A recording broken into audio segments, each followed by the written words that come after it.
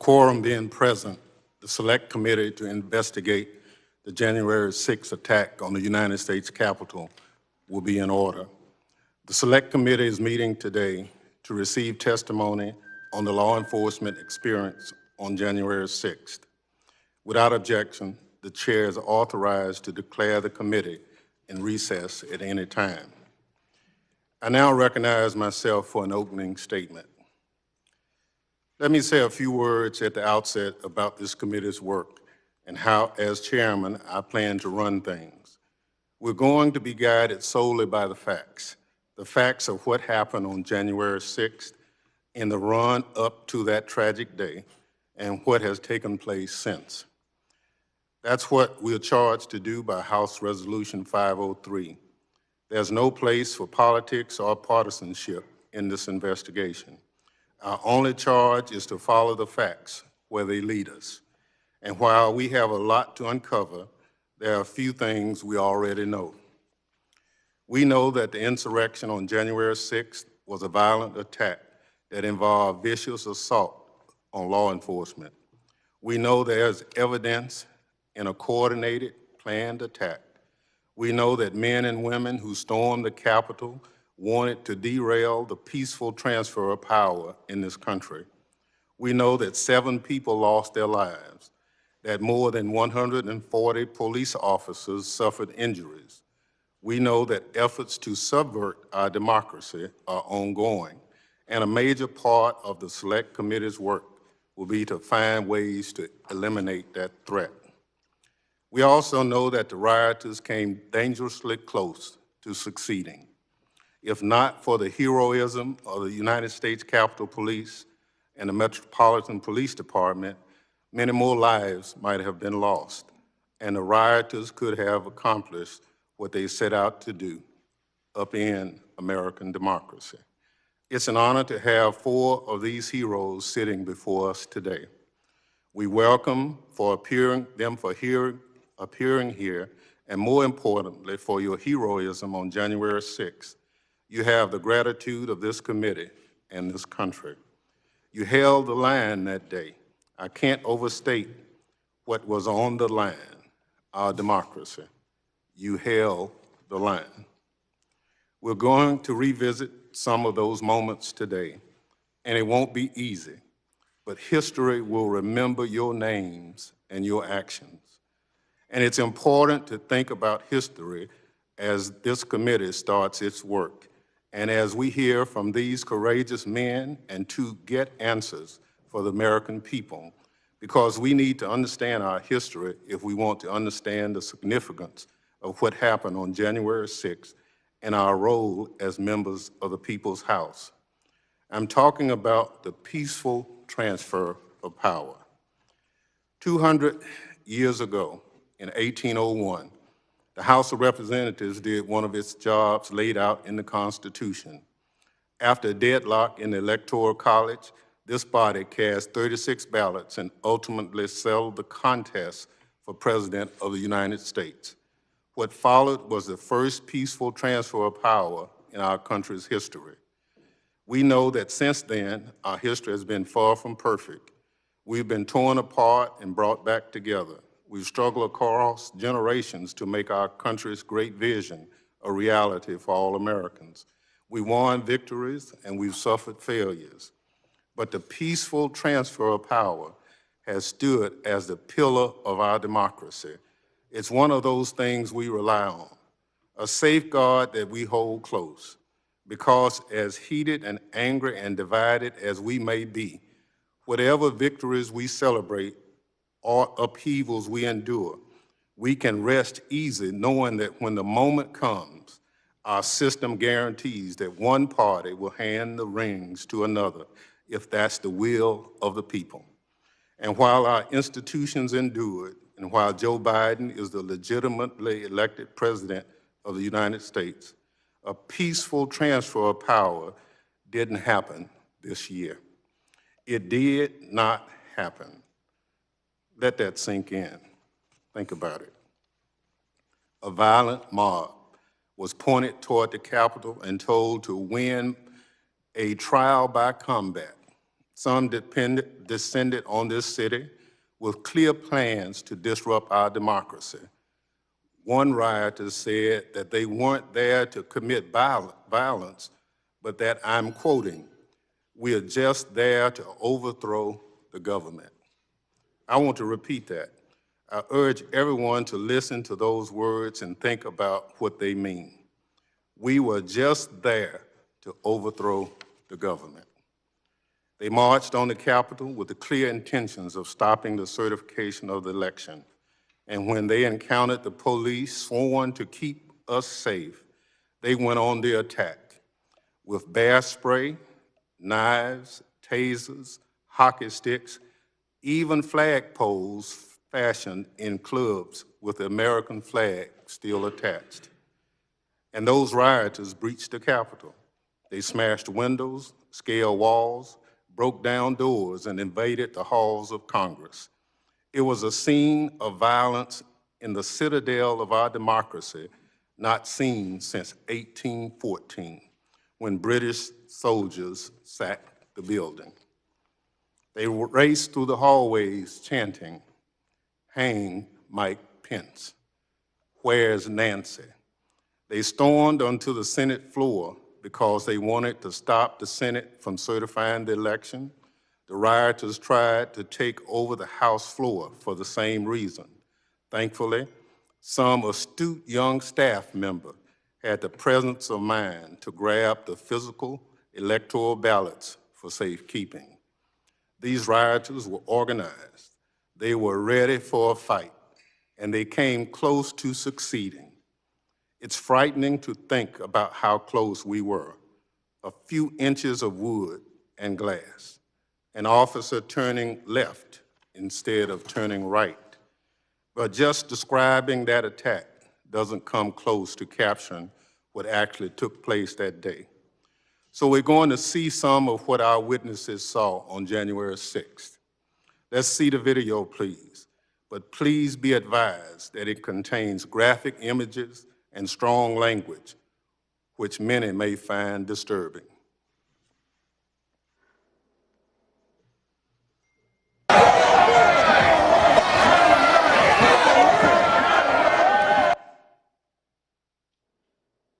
Hey, brother, we're boots on the ground here. We're moving on to Capitol now. I'll give you a boots on the ground update here in a few.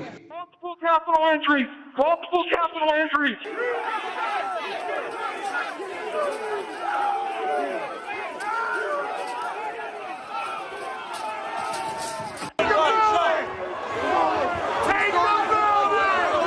Fuck you, police! Even track, we are still taking metal, sharpened objects, missiles, to include bottles and rocks, and hand-thrown chemical-grade fireworks.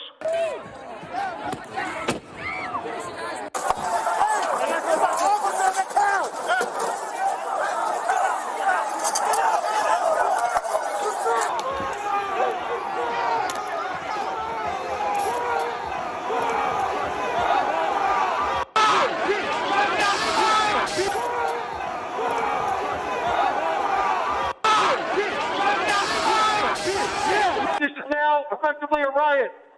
1349 hours declaring it a riot.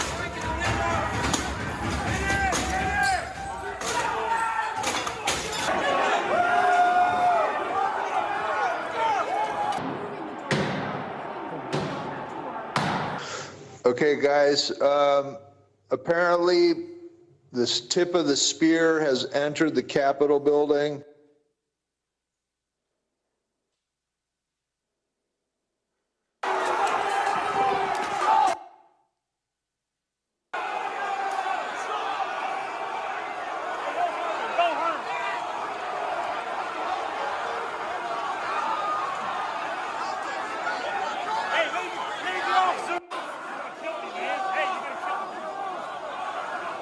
If I give this up, they're going to have direct access. At least this Capitol we can defend. We got to hold what we have. Take your pins off. Yeah. The fuck? Take your pins off.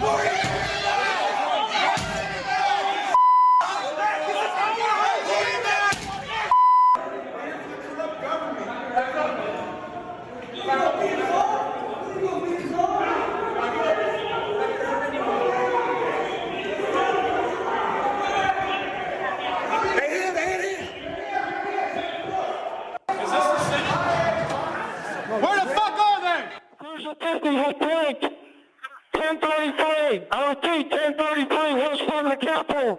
We have been paid till we've lost our lives.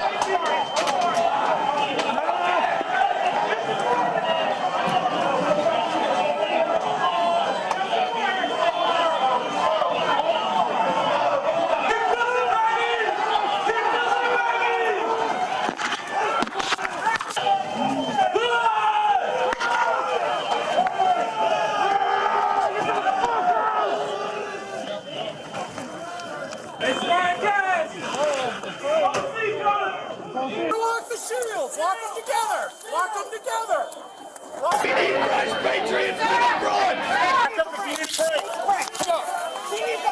Jimmy, get him to the back! Get him to the back! Get him to the back! Let's get some fresh faces up front!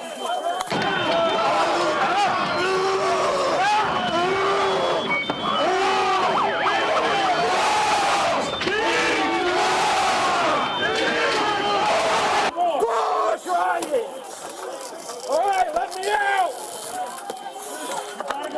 I'm trying!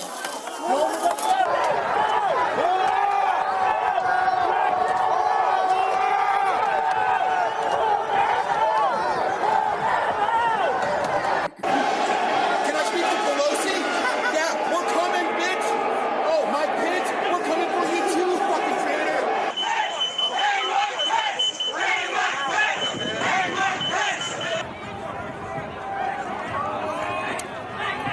They've got the gallows set upside this Capitol building. It's time to start fucking using them. Start making a list, put all those names down, and we start hunting them down one by one. Traitors get guillotined. Mobilize in your own cities, your own counties, storm your own Capitol buildings, and take down every one of these corrupt motherfuckers. So we fucking need to have 30,000 guns up here. That's true.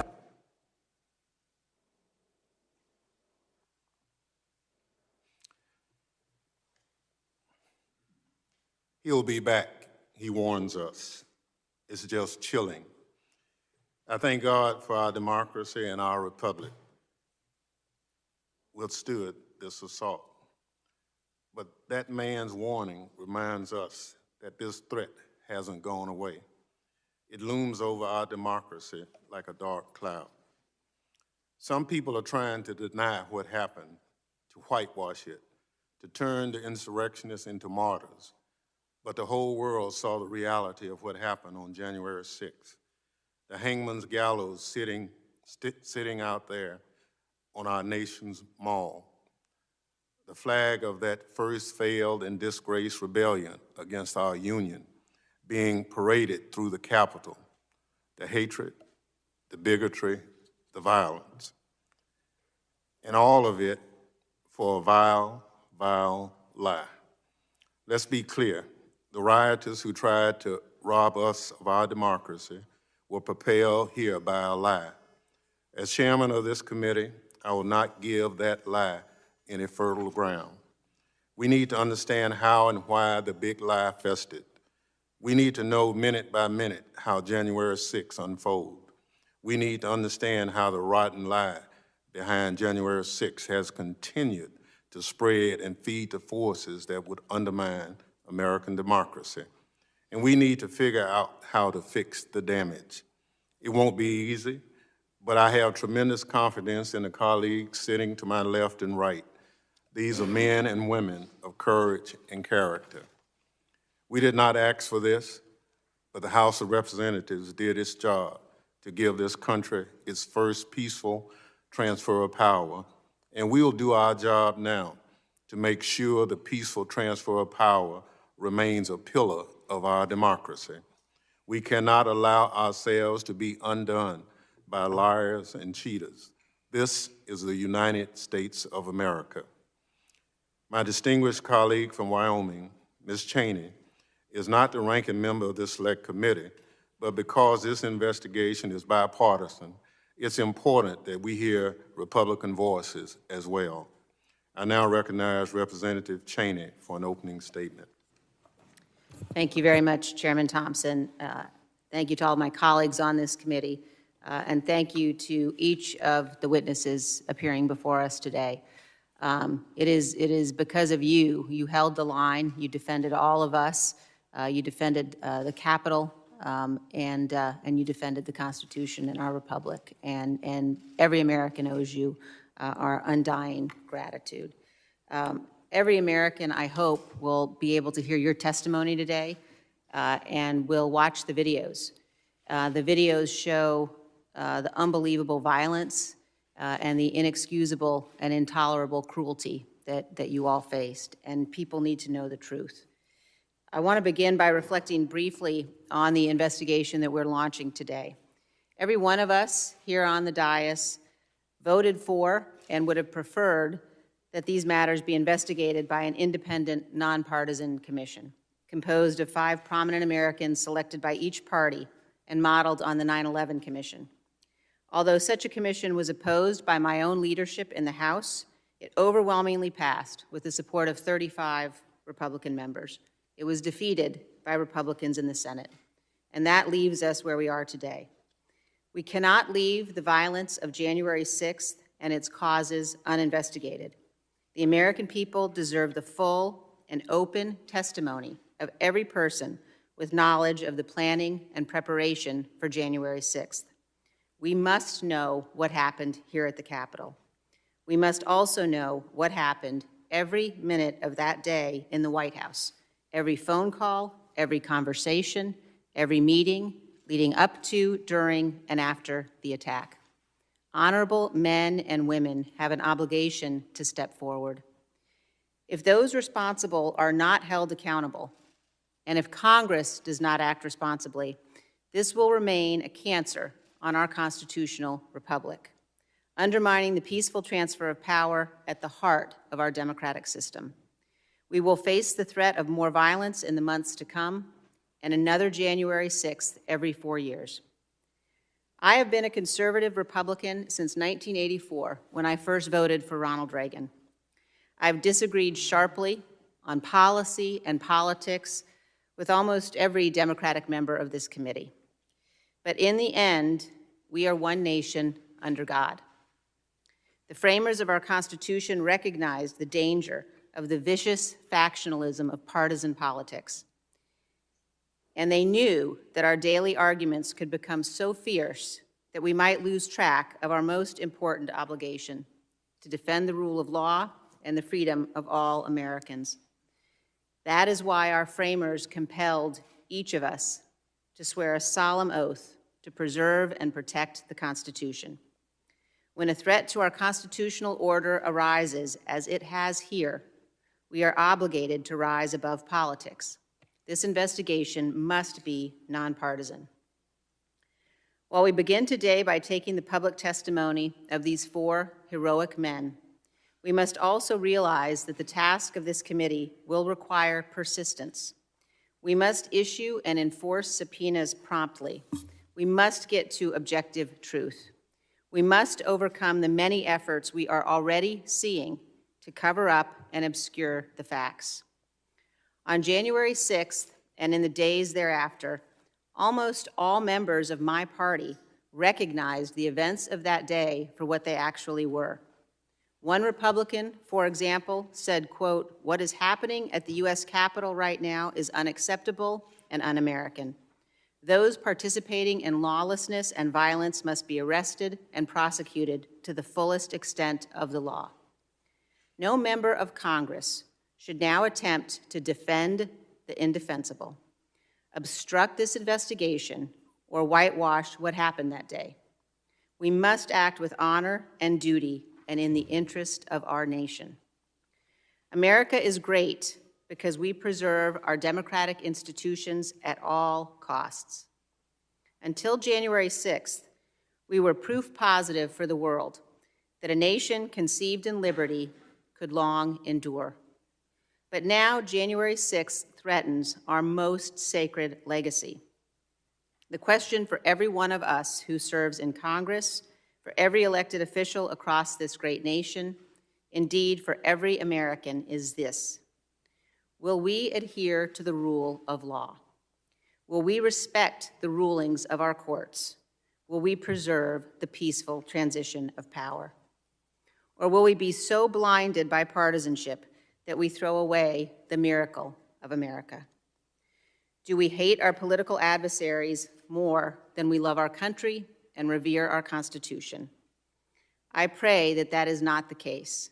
I pray that we all remember our children are watching as we carry out this solemn and sacred duty entrusted to us.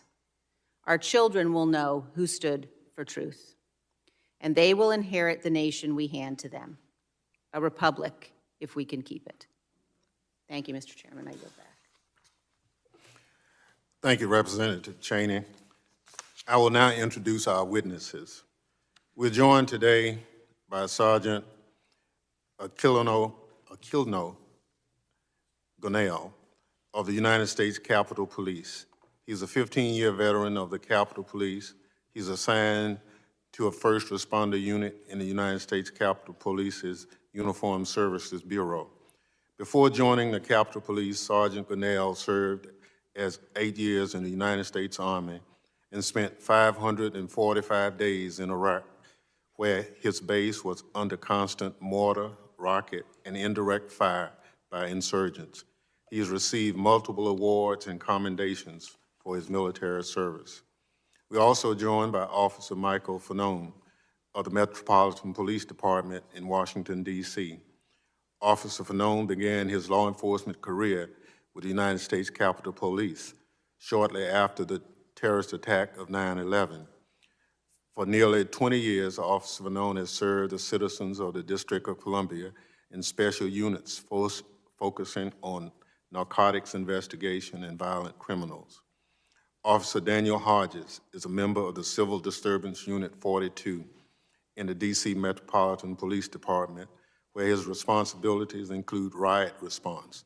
Prior to his service on the Metropolitan Police Department, he served 6 years in the 116th Infantry Regiment, 3rd Battalion, as an indirect fire infantryman. U.S. Capitol Police Officer Harry Dunn is a 13-year veteran of the United States Capitol Police and a member of its first responder unit. His responsibilities include ensuring the integrity of the perimeter around the Capitol building. Officer Dunn has been among the first Capitol Police officers to describe what happened to law enforcement on January 6th. I will now swear in our witnesses. Witnesses will please rise and raise their right hand.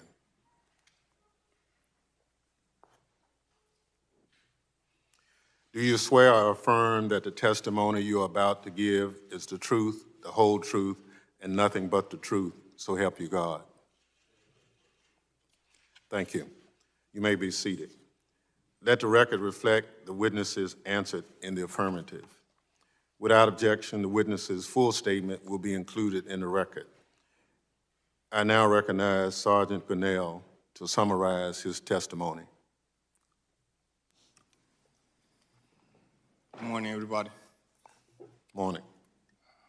Chairman Thompson, members of the Select Committee, thank you for the opportunity to testify regarding the attack on the U.S. Capitol on January 6, 2021. It is with honor and heavy heart that I come before you to tell you my story from a painful first-hand experience of what happened that terrible day at the Capitol. I'm providing this testimony solely on my personal capacity and not as a representative of the U.S. Capitol. It is imperative that the events of January 6 are fully investigated, and the Congress and the American people know the truth of what actually occurred, and that all those responsible are held accountable, particularly to ensure that horrific and shameful event in our history never repeats itself. I applaud you for pursuing this objective. Even though there is overwhelming evidence to the contrary, including hours and hours of videos and photographic coverage, there is a continuous shocking attempt to ignore or try to destroy the truth of what truly happened that day, and to whitewash the facts into something other than what they all mistakenly reveal, an attack on our democracy by a violent domestic extremist and a stain on our history and our moral standing here at home and abroad. As a child in the Dominican Republic, I look up to the United States as the land of opportunity and a place to better myself. And from that moment I landed at JFK in 1992, I have tried to pursue that goal. Thankfully, I achieved that goal on many levels. I was the first in my family to graduate college, join the Army, and become a police officer. On July 23rd, 1999, the day before my 21st birthday, I raised my hand and swore to protect the Constitution of the United States. Because this country gave me an opportunity to become anything that I wanted. At that time, I already started basic training with the Army Reserves. In fact, I raised my hand several times in ceremonies to pledge my commitment to defend and protect the Constitution of the United States. When I joined the Army Reserves, when I was promoted to Sergeant War in the Army,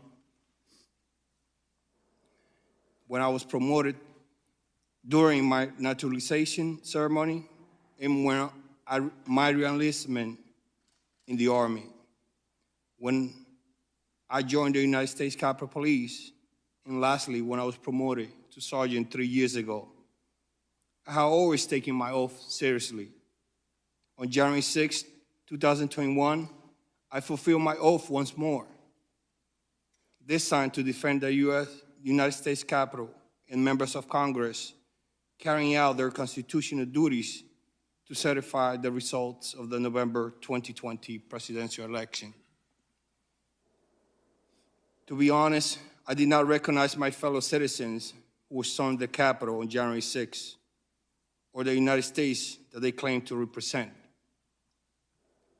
When I was 25 years old and then a sergeant in the Army, I had deployed to Iraq for Operation Iraqi Freedom.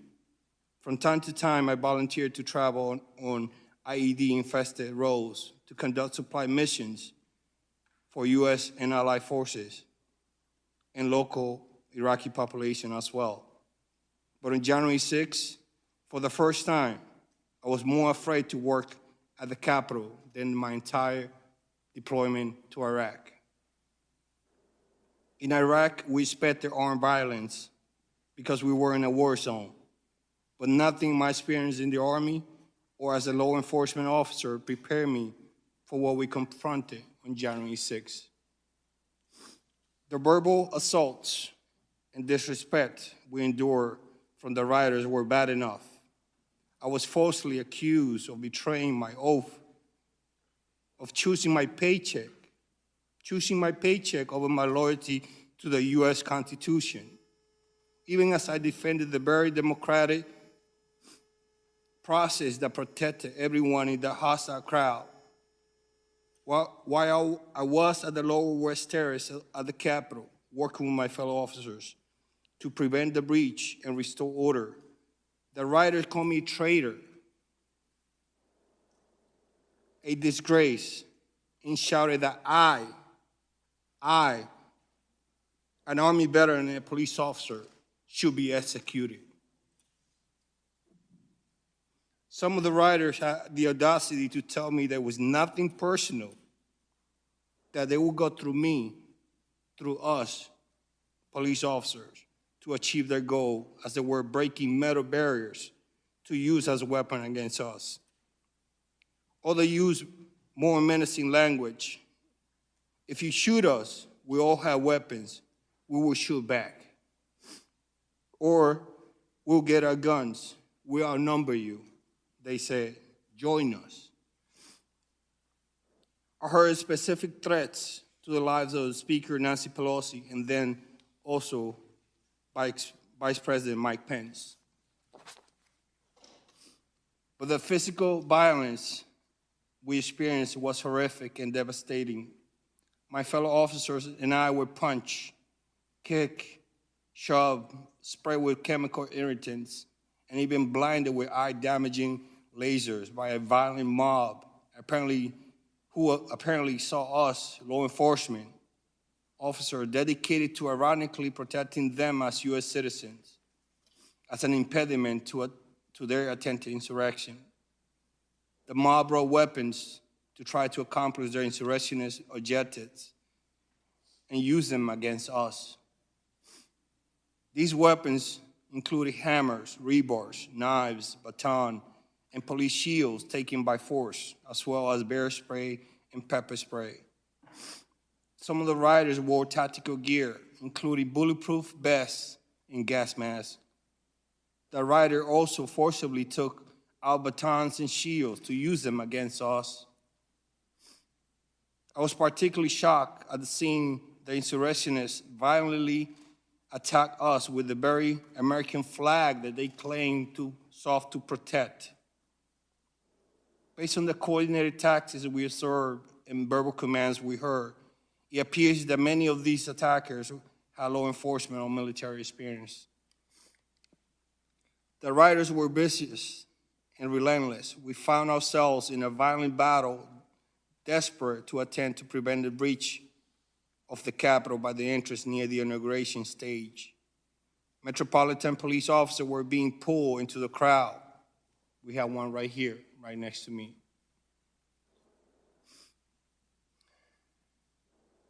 As we tried to push the rioters back from the breach in the Capitol, in my attempt to assist two MPD officers, I grabbed one by the officer by the back of the collar and pulled him back to the police line. When I tried to help the second officer, I fell on top of some police shields on the ground that were slippery because of the pepper spray and bear spray.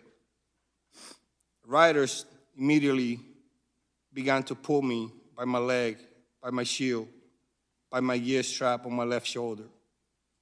My survivor's instincts kicked in, and I started kicking and punching as I tried in vain to get MPD officer attention behind and above me. But they could not help me because they also were being attacked.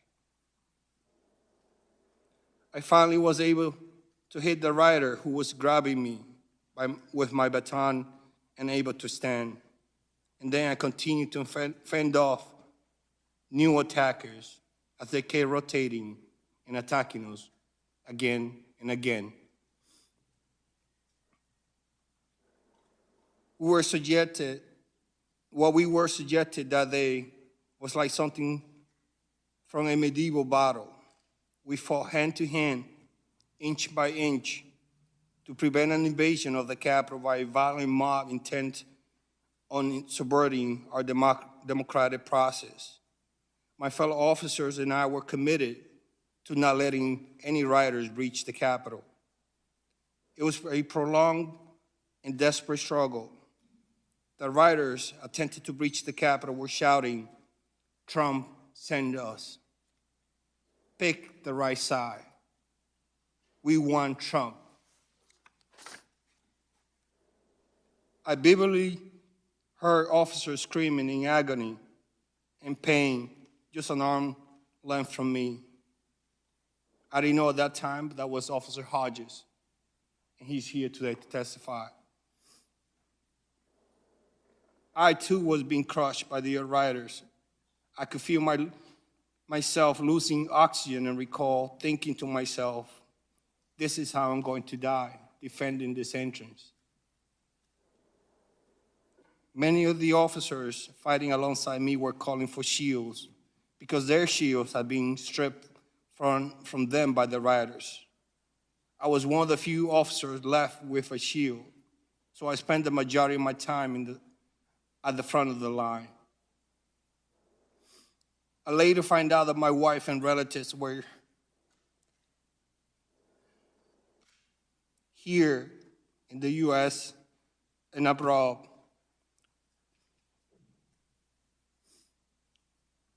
Were frantically calling and texting me from 2 p.m. onward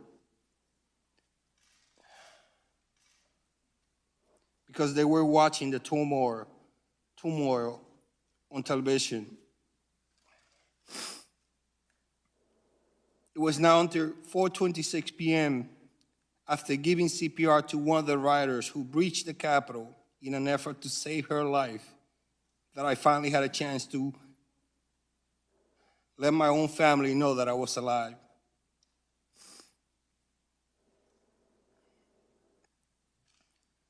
After order has been restored at the Capitol, in many hours, I arrived at home at nearly 4 a.m.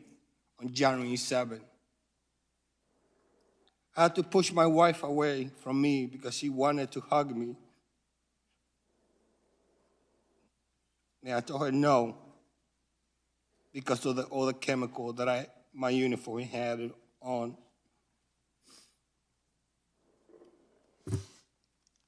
Sorry.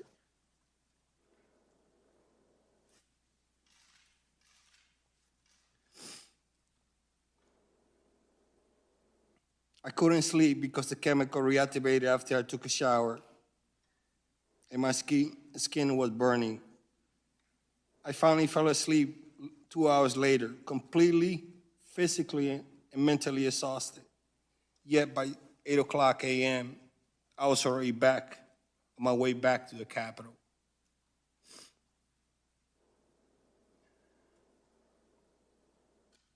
And I continued to work for 15 consecutive days until after the inauguration.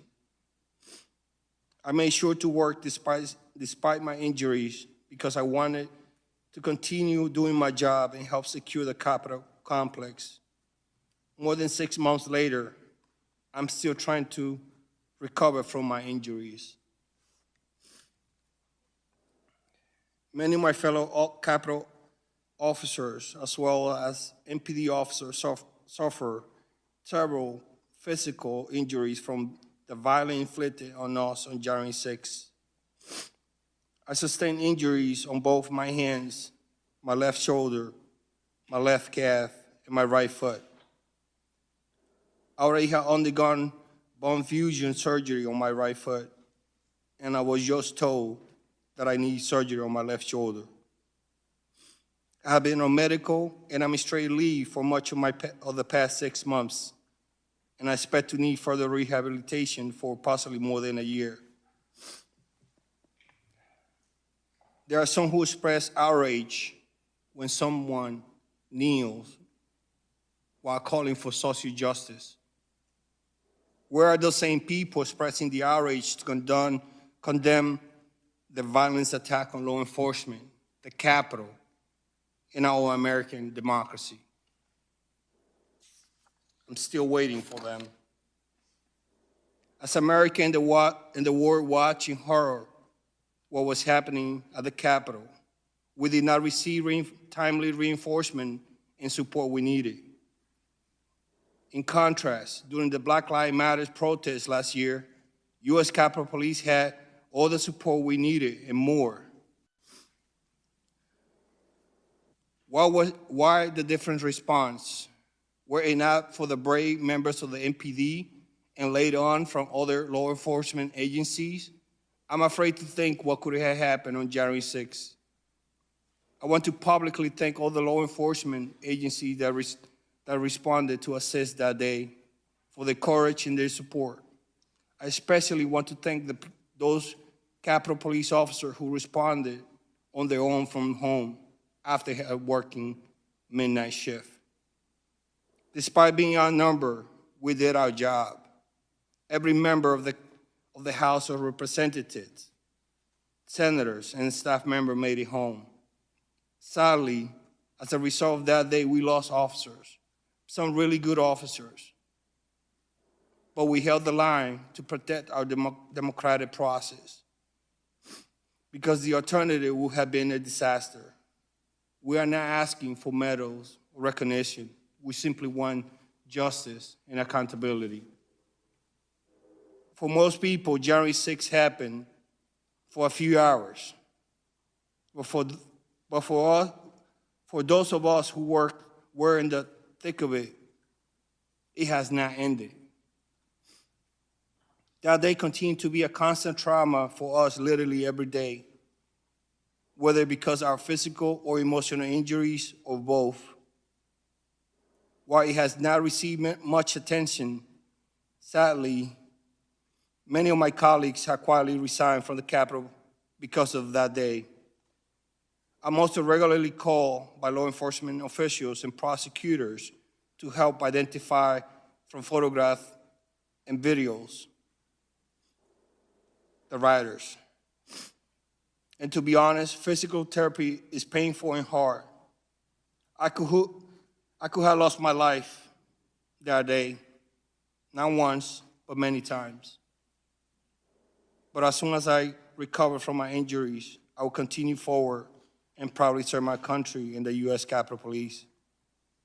As an immigrant to the United States, I'm especially proud to have defended the U.S. Constitution and our democracy on January 6th. I hope that everyone in the position of authority in our country has the courage and conviction to do their part by investigating what happened on that terrible day and why.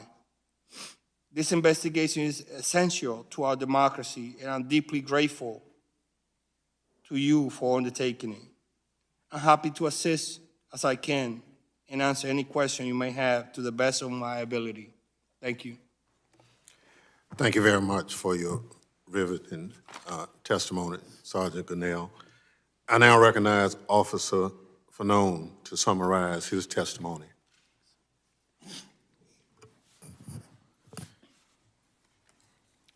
Thank you, Mr. Chairman, and members of this committee, for inviting me to provide my eyewitness testimony of the violent assault on our nation's Capitol on January 6, 2021.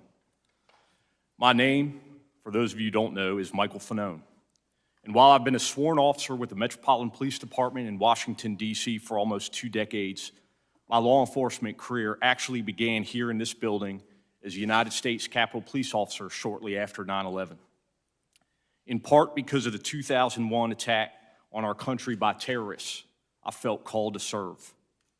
As a Capitol Police officer, I was proud to protect this institution and dedicated members of Congress and their staff who work hard each day to uphold our American democracy. I remain proud of the work of the United States Capitol Police and MPD officers who literally commit their lives to protecting the safety of each of you and all of us in this room in our nation's capital. After leaving the United States Capitol Police, I became an MPD officer serving the residents of Washington, D.C.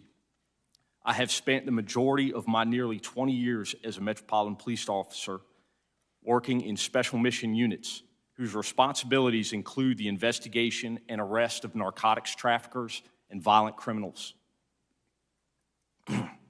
I've worked both as an undercover officer and a lead case officer in many of these investigations. In this line of work, it probably won't shock you to know that I've dealt with some dicey situations. I thought I had seen it all, many times over.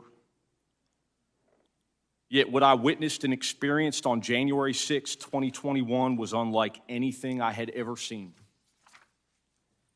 anything I had ever experienced or could have imagined in my country. On that day, I participated in the defense of the United States Capitol from an armed mob of thousands determined to get inside, because I was among the vastly outnumbered group of law enforcement officers protecting the Capitol and the people inside it. I was grabbed, beaten, tased, all while being called a traitor to my country. I was at risk of being stripped of and killed with my own firearm, as I heard chants of "kill him with his own gun." I could still hear those words in my head today. Although I regularly deal with risky situations on the job, nowhere in my wildest imagination did I ever expect to be in that situation or sitting here before you talking about it. That experience and its aftermath were something that not even my extensive law enforcement training could prepare me for. I was just one of hundreds of local police who lined up to protect Congress, even though I had not been assigned to do that. Some had asked why we ran to help when we didn't have to. I did that because I simply could not ignore what was happening. Like many other officers, I could not ignore the numerous calls numerous calls for help coming from the Capitol complex.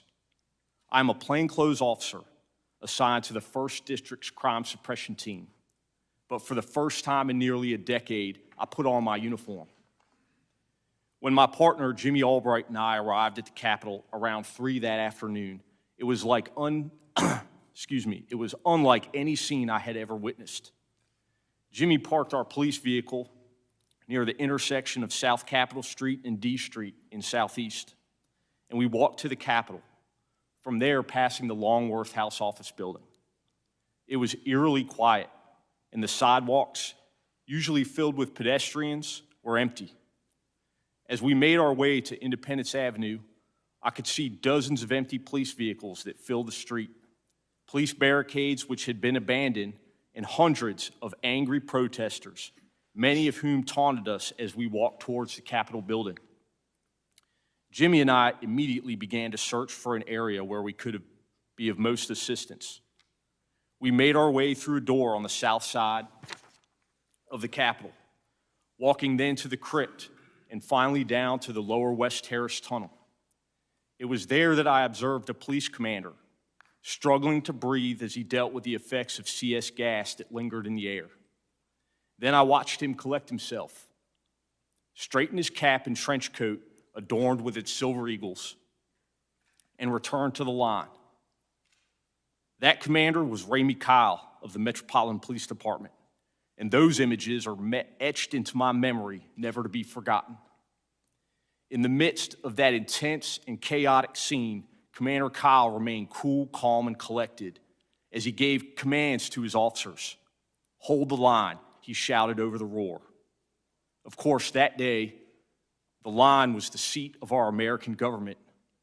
Despite the confusion and stress of the situation, observing Ray's leadership, protecting a place I cared so much about, was the most inspirational moment of my life.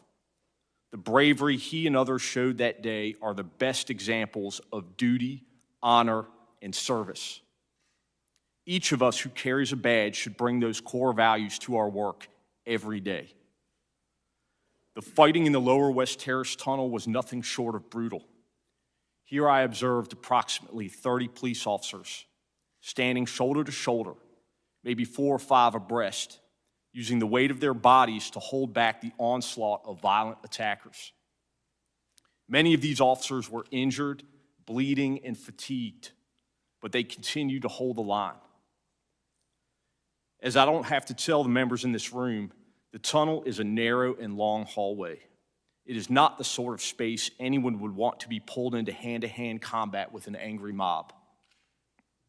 Although the narrowness of the hallway provided what was probably the only chance of holding back the crowd from entering your personal offices, the House, and Senate chambers. In an attempt to assist injured officers, Jimmy and I asked them if they needed a break. There were no volunteers. Selflessly, those officers only identified other colleagues who may be in need of assistance. The fighting dragged on. I eventually joined the tactical line at the tunnel's entrance. I can remember looking around and being shocked by the sheer number of people fighting us. As my police body-worn camera shows, thousands upon thousands of people seemingly determined to get past us by any means necessary. At some point during the fighting, I was dragged from the line of officers and into the crowd. I heard someone scream, "I got one!" As I was swarmed by a violent mob, they ripped off my badge. They grabbed and stripped me of my radio. They seized ammunition that was secured to my body. They began to beat me with their fists and with what felt like hard metal objects. At one point, I came face to face with an attacker who repeatedly lunged for me and attempted to remove my firearm. I heard chanting from some in the crowd, "Get his gun," and "Kill him with his own gun." I was aware enough to recognize I was at risk of being stripped of and killed with my own firearm. I was electrocuted again and again and again with a taser. I'm sure I was screaming, but I don't think I could even hear my own voice.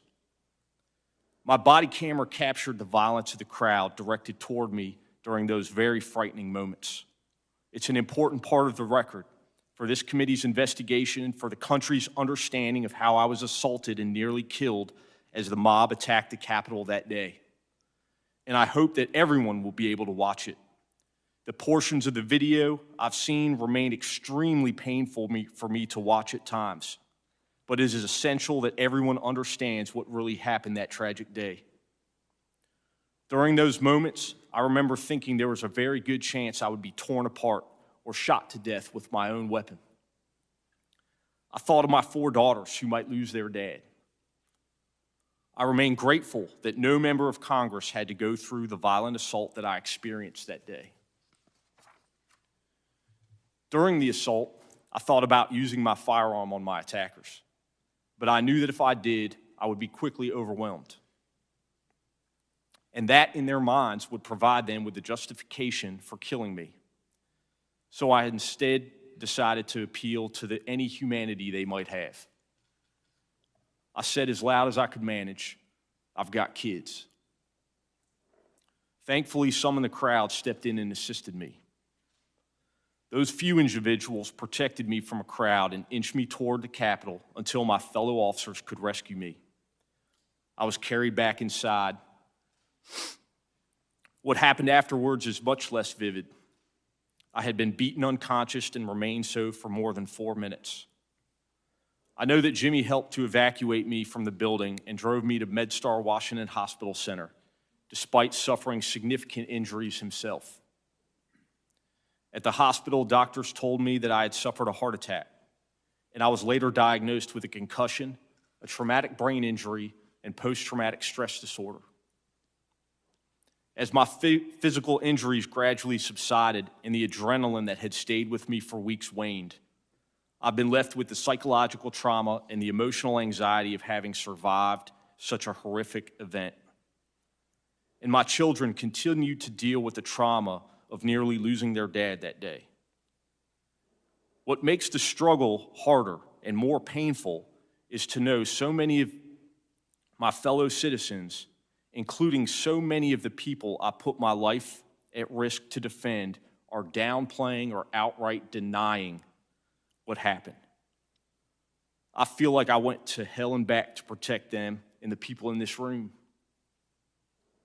But too many are now telling me that hell doesn't exist or that hell actually wasn't that bad. The indifference shown to my colleagues is disgraceful. My law enforcement career prepared me to cope with some of the aspects of this experience.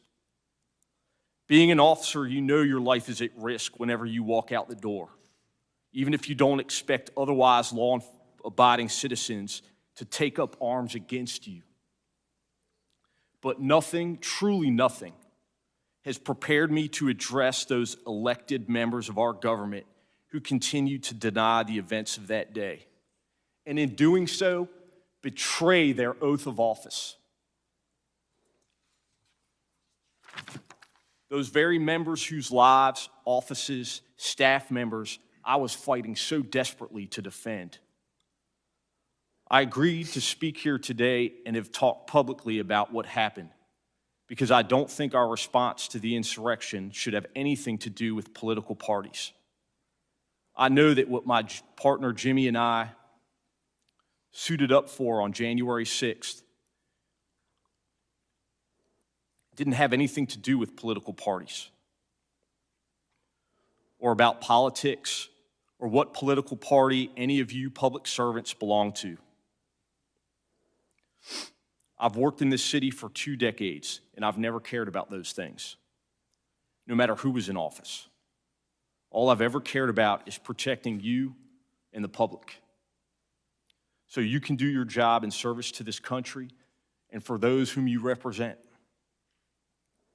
I appreciate your time and attention. I look forward to the committee's investigation, and I am hopeful with your commitment, we as a country will confront the truth of what happened on January 6th and do what is necessary to make sure this institution of our democracy never falls into the hands of a violent and angry mob. We must also recognize the officers who responded that day, many unsolicited, and their countless acts of bravery and selflessness. It has been 202 days since 850 MPD officers responded to the Capitol and helped stop a violent insurrection from taking over this Capitol complex, which almost certainly saved countless members of Congress and their staff from injury and possibly death. The time to fully recognize these officers is now. Thank you again for the opportunity to provide my testimony here today. Thank you very much for your testimony, and I don't think there's any question you have our commitment that we will do just that as a committee. Thank you, sir. I now recognize Officer Hodges to summarize his testimony. Good morning to the committee, members of the press, and to the country.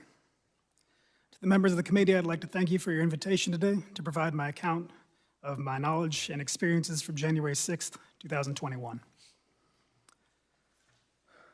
As the chairman mentioned, I'm a member of Civil Disturbance Unit 42 and is working in that capacity on the day in question. We started that day at 7:30 a.m., and our assignment at the time was to maintain high visibility along Constitution Avenue, namely the blocks leading up to President's Park, where then President Donald Trump was holding his gathering. My particular station was in front of 1111 Constitution Avenue, where I stood on foot as the crowd poured down the street and into the park. There were a significant number of men dressed in tactical gear attending the gathering, wearing ballistic vests, helmets, goggles, military face masks, backpacks, and without identifiable visible law enforcement or military patches. They appeared to be prepared for much more than listening to politicians speak in a park. Two of my colleagues were approached by a group of 3 to 4 of such men. They were white men in good shape with load-bearing vests equipped with molly pouches. They were wearing BDUs or battle dress uniform pants, tactical boots, black sunglasses, and short haircuts. They had radios, and one was equipped with an earpiece. After a bit of small talk, one of them asked my colleague something to the effect of, "Is this all the manpower you have? Do you really think you're going to be able to stop all these people?" Dumbfounded, my colleague simply expressed they didn't understand what the speaker meant, and the group continued on. As the day went on and speakers in the park said their piece, I monitored the crowd on the radio. Over the radio, I heard our gun recovery unit working constantly, monitoring those in the crowd suspected of carrying firearms, and making arrests and seizures when possible. Multiple gun arrests were made from January 5th through the 7th against those attending and likely had attended or planned to attend Donald Trump's gathering. Unfortunately, due to the course of events that day, we will never know exactly how many were carrying firearms and other lethal weapons.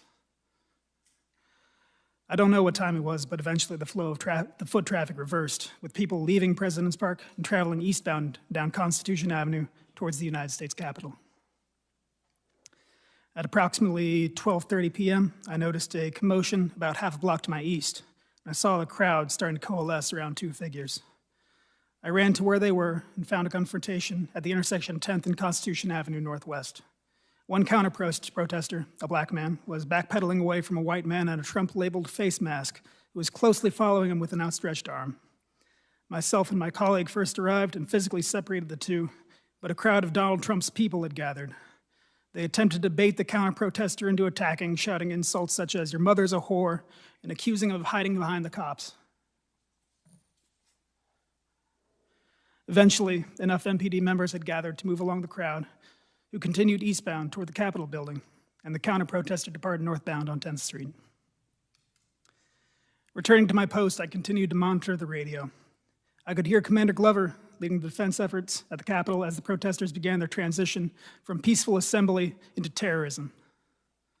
I became agitated and wished we could move in to support as I could hear the increasing desperation in the commander's voice, yet we still had to wait for our orders to change.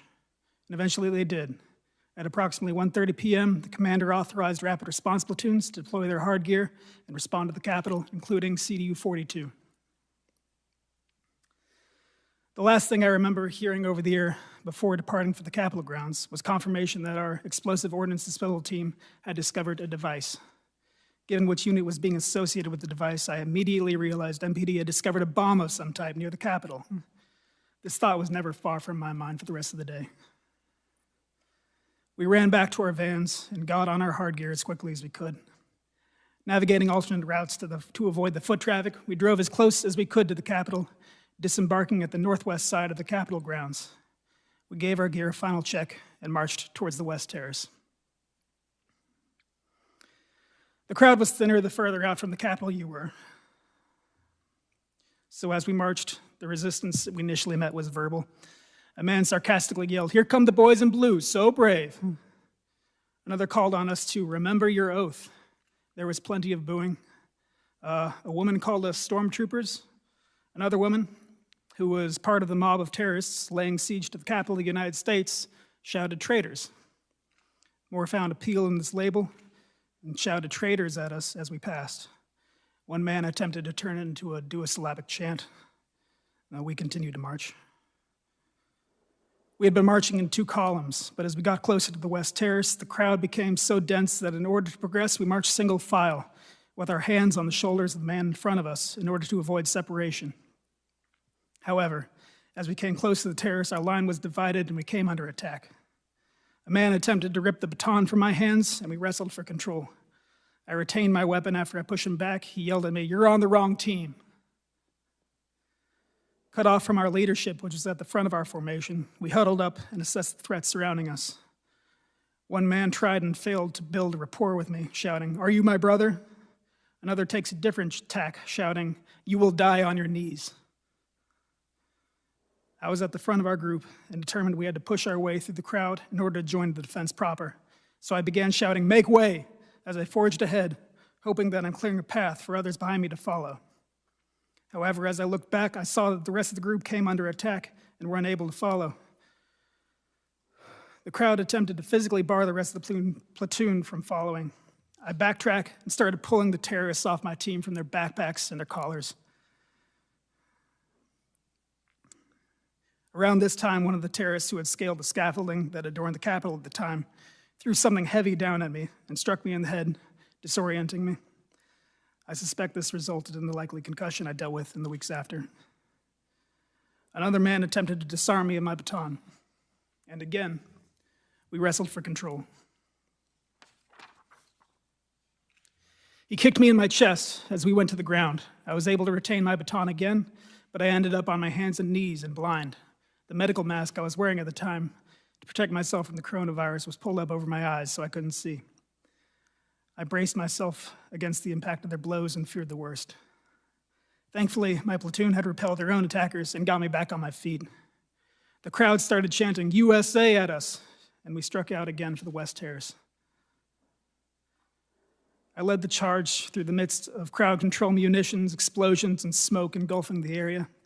Terrorists were breaking apart the metal fencing and bike racks into individual pieces, presumably to use as weapons. Thankfully, we made it to the secondary defense line on the West Terrace that MPD and Capitol Police were managing to hold. The rest of my platoon got behind the line, and we could take stock of the situation. I realized that back during the previous assault, someone had stolen my radio. From that point on, I was in the dark as to our current status, when reinforcements would arrive.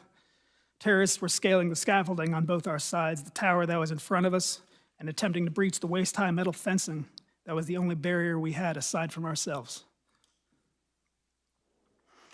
The sea of people was punctuated throughout by flags, mostly variations of American flags and Trump flags. There was Gadsden flags. It was clear the terrorists perceived themselves to be Christians. I saw the Christian flag directly to my front. Another read, "Jesus is my savior, Trump is my president." Another, "Jesus is king." One flag read, "Don't give up the ship." Another had crossed rifles beneath the skull, emblazoned with the pattern of the American flag. To my perpetual confusion, I saw the thin blue line flag, a symbol of support for law enforcement, more than once being carried by the terrorists as they ignored our commands and continued to assault us. The acrid sting of CS gas or tear gas and OC spray, which is mace, hung in the air as the terrorists threw our own CS gas canisters back at us and sprayed us with their own OC. Either they bought themselves or stole from us. Later, I learned at least one of them was spraying us in the face with wasp spray. The terrorists alternated between attempting to break our defenses and shouting at or attempting to convert us. Men alleging to be veterans told us how they had fought for this country and were fighting for it again. One man tried to start a chant of 4 more years. Another shouted, "Do not attack us, we're not Black Lives Matter," as if political affiliation is how we determine when to use force. A man in a QAnon hoodie exclaims, "This is the time to choose which side of history to be on."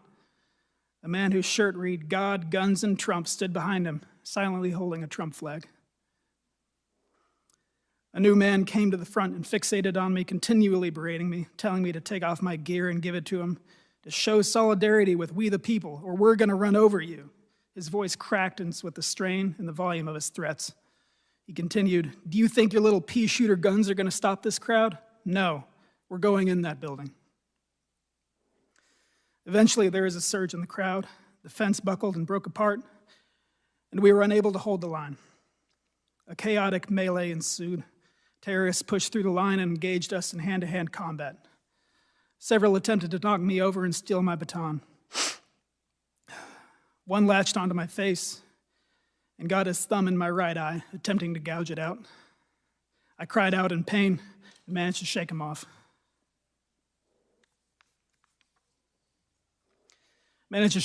Before any permanent damage was done. I couldn't fully engage anyone. For the moment I do is when another 20 terrorists move in to attack while my hands are full. It was all we could do to keep ourselves on our feet and continue to fall back. I'm sprayed with a fire extinguisher, and a red smoke grenade burns at our feet. In the fight, a terrorist is knocked to the ground and his jacket rides up, exposing a large hunting knife on his belt. I, along with several other officers, piled on him, while another removed the knife from his person. He regained himself unharmed and shouts indignantly, "What are you doing? What are you guys doing?" At this point, the terrorists had claimed most of the western terrace, cornering myself and other officers on the southern edge. We found a side stair off of the terrace up to an upper landing, followed by more stairs up and inside.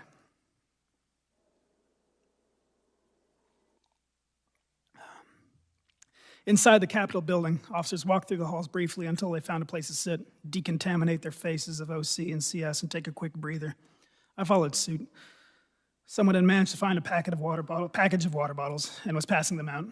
I washed off my face as best I could, rinsed out my mouth, and drank the rest. I took the opportunity of relative safety to don my gas mask. Not long afterward, I heard someone calling for officers to move to assist.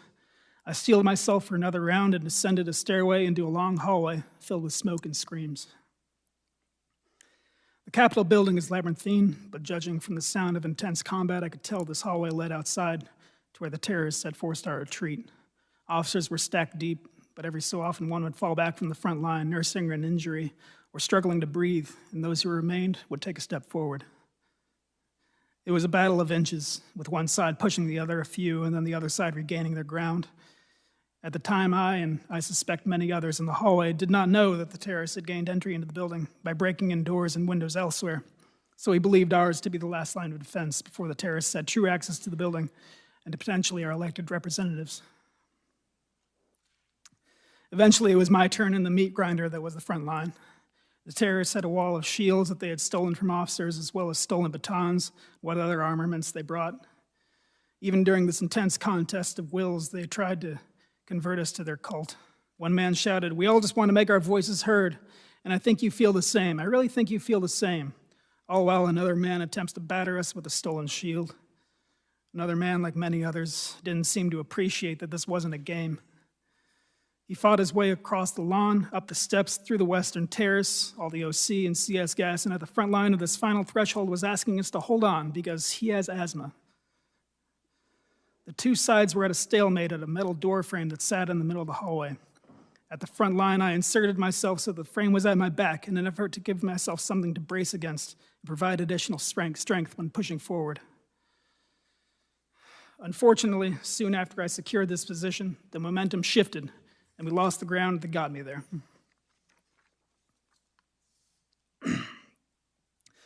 On my left was a man with a clear riot shield stolen during the assault. He slammed it against me and, with all the weight of the bodies pushing behind him, trapped me. My arms were pinned and effectively useless. trapped against either the shield on my left or the door frame on my right, with my posture granting me no functional strength or freedom of movement. I was effectively defenseless and gradually sustaining injury from the increasing pressure of the mob. Directly in front of me, a man seized the opportunity of my vulnerability. He grabbed the front of my gas mask and used it to beat my head against the door. He switched to pulling it off my head, the strap stretching against my skull and straining my neck. He never uttered any words I recognized, but opted instead for guttural screams.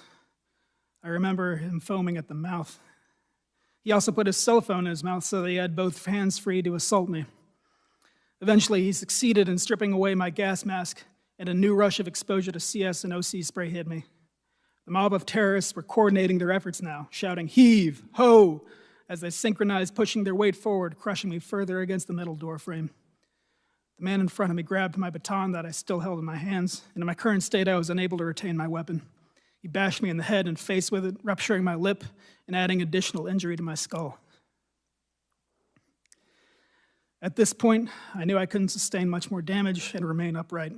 At best, I would collapse and be a liability to my colleagues. At worst, be dragged out into the crowd and lynched.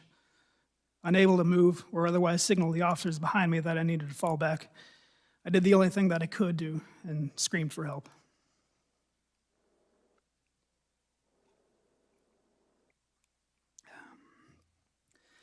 Thankfully, my voice was heard over the cacophony of yells and the blaring alarm. The officer closest to me was able to extricate me from my position, and another helped me fall back to the building again. I had found some more water and decontaminated my face as best I could. I don't know how long I waited in the halls for, but soon after I got back on my feet and went to where the fight was again. Until reinforcements arrived, every able body made a difference. Without my gas mask, I was afraid I'd be a liability in the hallway, so I took the exit outside of the upper landing above the West Terrace. I found a police line being held and the terrace encircling us, much like on the West Terrace lower. It was getting later in the day, however, and it appeared we weren't the only ones getting tired. It seemed most of the mob was content to yell rather than try and break our line again. After some time of guarding the upper landing, I saw reinforcements arrive from the south. I'm not sure which law enforcement agency it was, but I turned to them and I started clapping, as it was a sign that badly needed help was starting to finally arrive. Soon after that, I started feeling the effects of the day taking their toll and went back inside to rest. Gradually, all the members of CDU 42 gathered in the room known as the Capitol Crypt. We checked on each other and convalesced, glad to see each other in one piece. Despite our exhaustion, we would have ran out into the fight again should the need have arisen. Thankfully, as the day wore on, more and more resources had arrived at the Capitol to drive off the terrorists. We stayed in the crypt until quite late. And even after we were allowed to leave the grounds, we didn't get to go home. Those who needed immediate medical attention took a van to the local hospital, while the rest of us parked near the city center until the city was deemed secure enough for us to check off. I believe we finally got that message around 1 a.m. the following morning. We drove back to the 4th District and from there went home. Thank you for letting me testify. Thank you very much for your testimony. I now recognize Officer Dunn to summarize his testimony.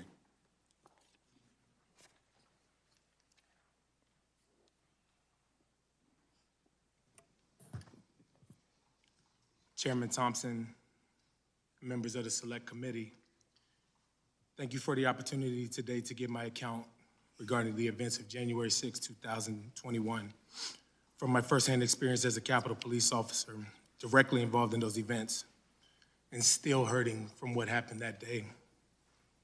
I'm providing this testimony solely in my personal capacity and not as a representative of the United States Capitol Police. Before I begin,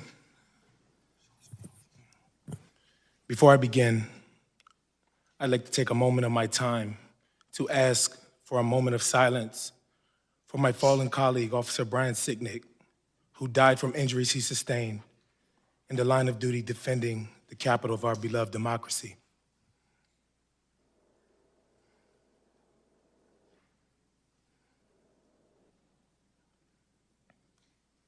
Thank you. I reported for duty at the Capitol as usual early on the morning of January 6th. We understood that the vote to certify President Biden's election would be taking place that day, and protests might occur outside the Capitol. But we expected any demonstrations to be peaceful expressions of First Amendment freedoms, just like the scores of demonstrations we had observed for many years. After roll call, I took my overwatch post on the east front of the Capitol, standing on the steps that led up to the Senate chamber. As the morning progressed, I did not see or hear anything that gave me cause for alarm.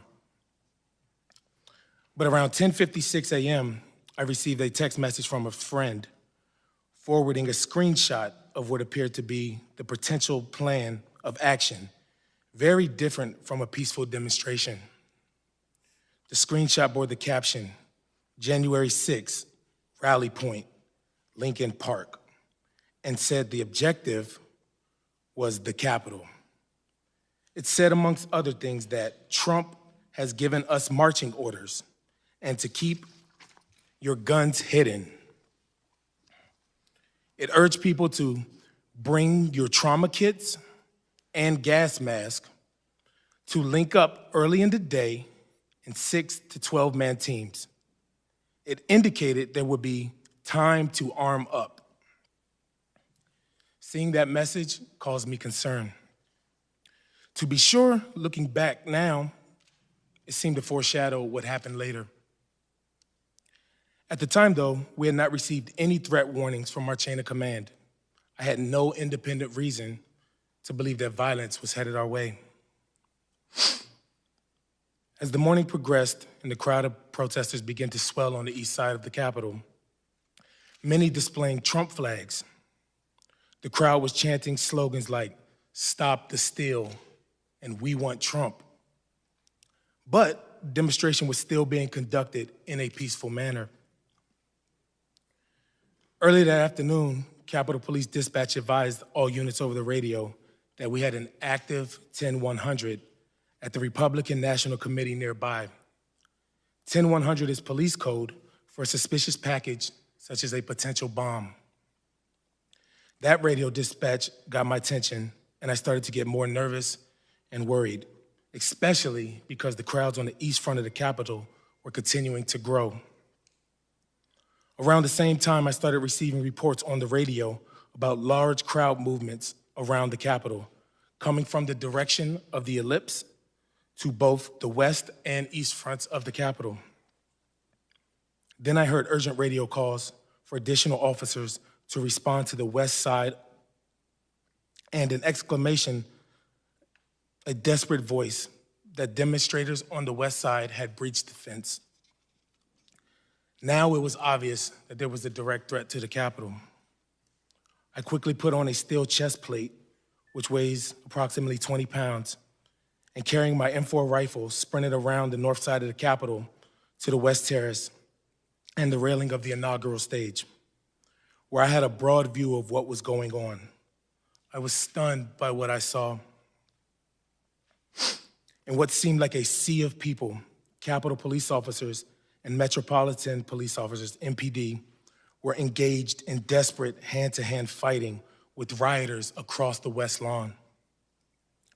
Until then, I had never seen anyone physically assault Capitol Police or MPD, let alone witness mass assaults being perpetrated on law enforcement officers. I witnessed the rioters using all kinds of weapons against officers, including flagpoles, metal bike racks that they had torn apart, and various kinds of projectiles. Officers were being bloodied in the fighting. Many were screaming, and many were blinded and coughing from chemical irritants being sprayed in their faces. I gave decontamination aid to as many officers as I could, flushing their eyes with water to dilute the chemical irritants. Soon thereafter, I heard, "Attention all units, the Capitol has been breached," and that rioters were in various places inside the building. At that point, I rushed into the Capitol with another officer, going first to the basement on the Senate side, where I'd heard an MPD officer needed a defibrillator. After returning outside to the West Terrace to assist officers, I went back into the Capitol and up the stairs towards the crypt. There I saw rioters who had invaded the Capitol carrying a Confederate flag, a red MAGA flag, and a "Don't Tread on Me" flag. I decided to stand my ground there to prevent any rioters from heading down the stairs to the Lower West Terrace entrance, because that's where officers were getting decontamination aid and were particularly vulnerable. At the top of the stairs, I confronted a group of insurrectionists, warning them do not go down those steps. One of them shouted, "Keep moving, patriots." Another displayed what looked like a law enforcement badge and told me, "We're doing this for you." One of the invaders approached me like he was going to try to get past me and head down the stairs. I hit him, knocking him down. After getting relieved by other officers in the crypt, I took off running upstairs towards the Speaker's lobby and helped a plainclothes officer who was getting hassled by insurrectionists. Some of them were dressed like members of a militia group, wearing tactical vests, cargo pants, and body armor. I was physically exhausted, and it was hard to breathe and to see because of all the chemical spray in the air.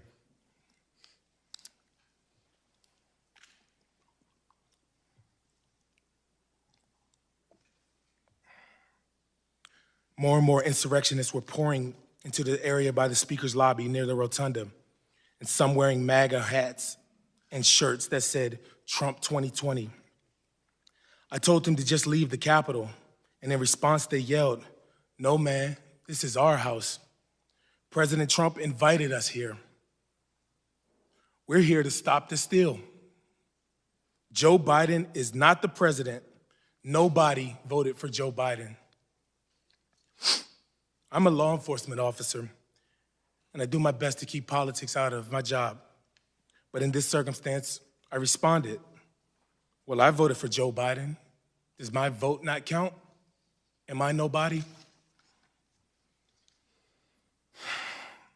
That prompted a torrent of racial epithets.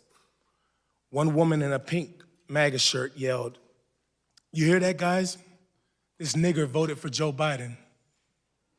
Then the crowd, perhaps around 20 people, joined in screaming, "Boo, fucking nigger."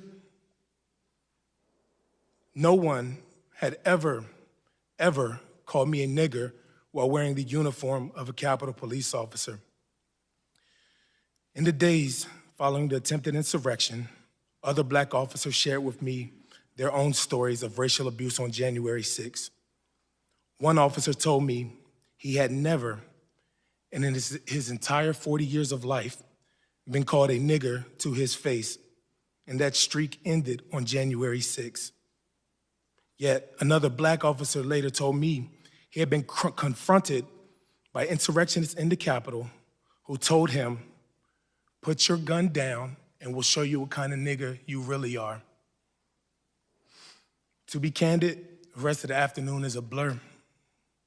But I know I went throughout the Capitol to assist officers who needed aid and help expel more insurrectionists.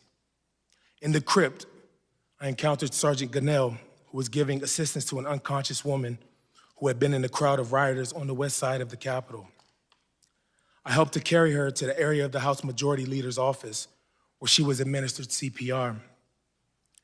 As the afternoon wore on, I was completely drained, both physically and emotionally, and in shock and total disbelief over what had happened. Once the building was cleared, I went to the rotunda to recover with other officers and share our experiences from what happened that afternoon. Representative Rodney Davis was there offering support to officers, and when he and I saw each other, he came over and he gave me a big hug. I sat down on a bench in the rotunda with a friend of mine who was also a Black Capitol Police officer and told him about the racial slurs I endured. I became very emotional and began yelling, "How the blank could something like this happen? Is this America?" I began sobbing. Officers came over to console me.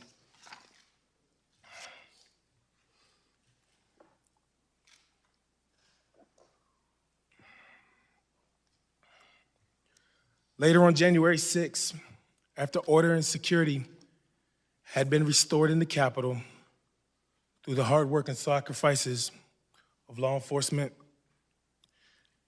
members took the floor of the House to speak out about what had happened that day. Among them was House Minority Leader Kevin McCarthy, who, along with my fellow officers, I had protected that day and will protect today and tomorrow. I had protected that day and will protect today and tomorrow. And the minority leader, to his great credit, said the following to the House: "The violence, destruction, and chaos we saw earlier was unacceptable, undemocratic, and un-American. It was the saddest day I've ever had serving in this institution," end quote. Members of the Select Committee, the minority leader was absolutely right. How he described what took place in the Capitol. And for those of us in the Capitol Police who serve and revere this institution and who love the Capitol building, it was the saddest day for us as well. More than 6 months later, January 6th still isn't over for me. I've had to avail myself of multiple counseling sessions from the Capitol Police Employee Assistance Program, and I'm now receiving private counseling therapy for the persistent emotional trauma of that day. I've also participated in many peer support programs with fellow law enforcement officers from around the United States. I know so many other officers continue to hurt, both physically and emotionally. I want to take this moment to speak to my fellow officers about the emotions they're continuing to experience from the events of January 6th. There's absolutely nothing wrong with seeking professional counseling. What we went through that day was traumatic, and if you are hurting, please take advantage of the counseling services that are available to us. I also respectfully ask that this select committee review the available resources, the services available to us, and consider whether they are sufficient enough to meet our needs, especially with respect to the amount of leave that we are allowed. In closing, we can never again allow democracy to be put in peril, as it was on January 6th. I thank the members of the Select Committee for your commitment to determine what led to disaster at the Capitol on January 6th, what actually took place that day, and what steps should be taken to prevent such an attack on our democracy from ever happening again. I also want to thank and acknowledge my brothers and sisters in blue who fought alongside me on January 6th to protect our democracy. Each of you is a hero, and it is my honor to serve with you each and every day. I'd like to thank the American people for all of the support that they have provided these past several months to me and my fellow officers. Lastly, to the rioters, the insurrectionists, and the terrorists of that day, democracy went on that night and still continues to exist today. Democracy is bigger than any one person and any one party. You all tried to disrupt democracy that day, and you all failed. Thank you again for the opportunity to testify, and I would be happy to answer any questions that you may have. Thank you very much. I thank all the witnesses for their testimony. The rules we established allowed you the opportunity to tell your story. There's no question about it. You've done it in your own words. We appreciate it. And so what we will do now is begin our questioning of you. I now recognize myself for questions. At the time of the attack on the Capitol, I was in the gallery observing the proceedings on the House floor. While members of Congress were being protected by the police, you, the patriots protecting the Capitol and our very democracy, were being attacked by the mob outside. I want to learn more about what you did and what you witnessed. Officer Fanone, as a narcotics officer, you weren't supposed to be at the Capitol on January 6th, is that right? Yes, sir, that's correct. What prompted you to come to the Capitol? I mean, I was listening to the radio transmissions, specifically those coming from now Commander Robert Glover, who was the on-scene commander. If you've listened to those transmissions, he identifies himself as Cruiser 50. I heard things that I'd never heard before in my law enforcement career. In addition to the numerous distress calls or 1033s that I heard, which are, while not commonplace, also not uncommon in policing. I heard things like, the declaration of a citywide 1033, which in my career, to my recollection, has only been utilized in addition to the 9/11 attacks on the Navy Yard attack. And so I found that particularly distressful. Also, you could hear the tone of the individual officers' voices. They were scared. They were, clearly outnumbered and being violently assaulted. Thank you. So basically, the radio traffic, the 1033 signal on the radio, and your basic law enforcement instincts said your fellow comrades needed help, and therefore you made your way along with your friend to the Capitol. Yes, sir. So, so you went anyway, and let me thank you for that. And I understand a number of other people did the same. Officer Hodges, we've seen the harrowing video of you being crushed in a doorway as you bravely fought to keep the mob from breaching the Capitol. Many of your fellow officers' acts of heroism were not captured on video and are not therefore known to the public. Can you please share with the committee other acts of heroism by your colleagues on January 6th that you're aware of? Absolutely. One of my sergeants, Sergeant Brian Peake, while fighting to maintain control over the barricades on the West Terrace, was struck by a rioter and fractured and severely lacerating his right index finger. He kept in the fight for several more hours after that. He just put some tape on it and a napkin and went back to work. He was there for several hours before finally accepting medical evac. He ended up having to have the tip of his finger removed. Another officer who was out there in the fight with us, he, much like myself, he had a large, heavy object thrown and struck his head. He wasn't as lucky as me, though. He has suffered lost time from that day, and he remains still out on medical leave. Even today, he has not returned to work. But at the time, he was still fighting. Another officer, he was fought on the West Terrace and in the tunnel, was instrumental to the defense. After being completely soaked with OC spray, was shocked several times by a cattle prod one of the terrorists brought with them. When I went over my testimony, my opening statement before, I mentioned that we were attacked outside the secondary defense line on the West Terrace, and after we rallied there, we continued onward. I know that another officer found a Capitol Police officer who was being dragged out into the crowd, and he was unable to signal to us what was going on, so he charged in there by himself and got that officer back out of there. And in the process, hyperextended his knee and took several other injuries. The Washington Post and Carnegie Mellon University have estimated that there were about 9,400 terrorists out there, and I would say we had about 150, 175 officers. So any one of them could tell you any amounts of heroic acts or injuries they sustained, but these are just a few that I know of. Thank you very much.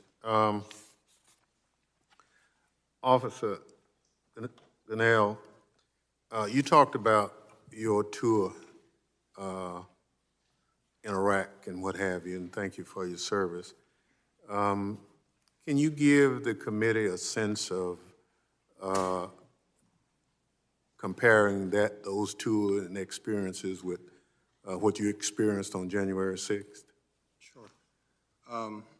Back when I was in Iraq and sometime on a convoy mission to provide mutual support or taking care packages, whatnot, to my other units and detachment, whatnot.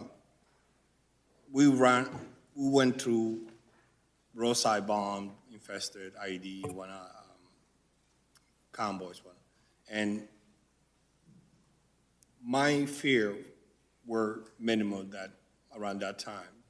It was not as constant. I know we knew at that time that we could run over an IED, and that was it, but at least we knew that we were in a combat zone. Here in our country, in our very own capital, we are being attacked. Not once, but multiple times. We had. Can you pull the microphone to you just a little bit? Not only we were attacked one time, but it was multiple times, over and over, different people. They hit us, and then they got tired of hitting us, and then they switch. Somebody else rotating in and out. And as my colleagues also has said, we were at the lowest entrance tunnel, and we didn't have a chance to rotate ourselves until later on, like after an hour and a half later. So whoever was there, we were fighting for our life. We were fighting to protect all of you. In our mind, that time at that entrance, that was it. That was the point of breach, and we were not letting them in. They tried to convert us. They tried to persuade us to let them in, yelling, and then once they saw that we were not doing that, then continued to even attack us even more, and it was nonstop. So my time compared to Iraq, totally different. This is our own citizens, people who we sworn an oath to protect, but yet they are attacking us with the same flag that they claim to represent. It was bad. Thank you. Officer Dunn, you talked about being called the N-word. You talked about being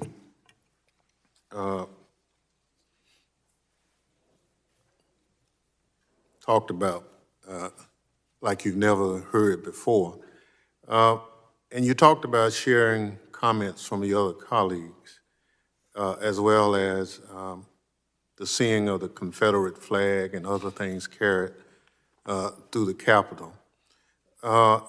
As an African-American law enforcement officer, can you give us, this committee and those who are watching, how you felt defending the Capitol on that day, being called that and seeing the symbols of the Confederacy going through the Capitol at the same time? Yes, sir. Thank you for your question. To be frank, while the attack was happening, I didn't view it, and I wasn't able to process it as a racial attack. I was just trying to survive that day and get home. When I did have a moment to process it, I think that's in the rotunda where I became so emotional, because I was able to process everything that happened. And it was just so overwhelming, and it's so disheartening and disappointing that we live in a country with people like that, that attack you because of the color of your skin, just to hurt you. Those words are weapons. Thankfully, at the moment, it didn't hinder me from doing my job. But once I was able to process it, it hurt. It hurt just reading it now and just thinking about it, that people demonize you because of the color of your skin when my blood is red. I'm an American citizen. I'm a police officer, I'm a peace officer. I'm here to defend this country, defend everybody in this building, not just the members, all the staff, guests, everybody. It just hurts that we have people in this country that result to that, regardless of your actions and what you desire to do and to make a difference out there. It's disheartening, so. Thank you, but because of your heroism on that day, lives were saved and our democracy was preserved, in large part because you gave all of you, for that day on January 6th. I assure you this committee will ensure there's a comprehensive account of your heroic acts of that day. And your testimony this morning is an essential part of that record. Thank you for your service to this country and for coming before us today. The chair now recognizes members for questions they may wish to ask the witnesses. The gentlewoman from Wyoming, Ms. Cheney, is recognized. Thank you very much, Mr. Chairman. And again, thank you to all of our witnesses for your heroism and your bravery that day, and also for being here today and telling your story. And I certainly join the chairman and every member of this committee in our commitment to making sure we get to the truth and that those who did this are accountable. Officer Gonell, I'd like to ask you, you described in your testimony that you said it was like a medieval battlefield, that what you were subjected to that day was something like a medieval battlefield. You said we fought hand to hand and inch by inch to prevent an invasion of the Capitol by a violent mob intent on subverting our democratic process. And is it the case that as you were fighting there, you were not aware that the Capitol had been breached elsewhere? I believe you said that you really thought you were the last line of defense. Is that right? That is correct, ma'am. And so, Officer Gonell, when you think about that and share with us the vivid memory of the cruelty and the violence of the assault that day, and then you hear former President Trump say, quote, "It was a loving crowd. There was a lot of love in the crowd." How does that make you feel? It's upsetting. It's a pathetic excuse for his behavior, for something that he himself helped to create, this monstrosity. I'm still recovering from those hugs and kisses that day that he claimed that so many rioters, terrorists, were assaulting us that day. If that was hugs and kisses, then we should all go to his house and do the same thing to him. To me, it's insulting, it's demoralizing, because everything that we did was to prevent everyone in the Capitol from getting hurt. And what he was doing, instead of sending the military, instead of sending the support or telling his people, his supporter, to stop this nonsense, he egged them to continue fighting. I was in the lower West Terrace fighting alongside these officers. And all of them were telling us, Trump sent us. Nobody else, there was nobody else. It was not Antifa, it was not Black Lives Matter, it was not the FBI, it was his supporter that he sent them over to the Capitol that day. And he could have done a lot of things. One of them was to tell them to stop. He talks about sacrifices, whatnot. The only thing that he has sacrificed is the institutions of the country and the country itself, only for his ego, because he wants to continue. He wants the job, but he doesn't want to do the job. And that's a shame on him and himself. Thank you. Officer Fanone, you talked in your testimony about the fact that the line that day was the seat of American democracy, was the seat of our government. Can you talk about, as you think now about what was under threat? First of all, did you know it? Did you have a sense at the time as you were going through the battle before the horrific violence happened to you of the the nature of the gravity of the threat that we were facing, that the line was in fact the seat of American democracy? Well, my response that day really was based off of my obligation as a police officer to not only protect the lives of the members of Congress and their staff, but also to my fellow officers. The politics of that day really didn't play into my response at all. Thank you. Officer Hodges, in your testimony, you talk about when you were at the Ellipse, and you mentioned the significant number of men dressed in tactical gear attending the gathering, wearing ballistic vests, helmet, goggles. When you saw that, was that something that you had anticipated at all? And could you just tell us more about that crowd there at the Ellipse, the extent to which you saw people who clearly were in military or paramilitary garb? It was absolutely a source of concern. Like I said, they had outer carrier vests designed to carry ballistic shielding, helmets, goggles, face masks, backpacks filled with unknown objects. And I couldn't get a count, and we couldn't stop and search everyone. But so I don't know how many there were, but I know that it was obviously a concern of mine. Thank you very much. And then finally, Officer Dunn, you mentioned the text message that you received, and you expressed some surprise. You mentioned that you had not seen any intelligence that would have led you to believe that we should expect that kind of violence. Could you elaborate on that a little bit? Yes, ma'am. So we were expecting civil disobedience as we do at the Capitol. At least that was what was relayed to us.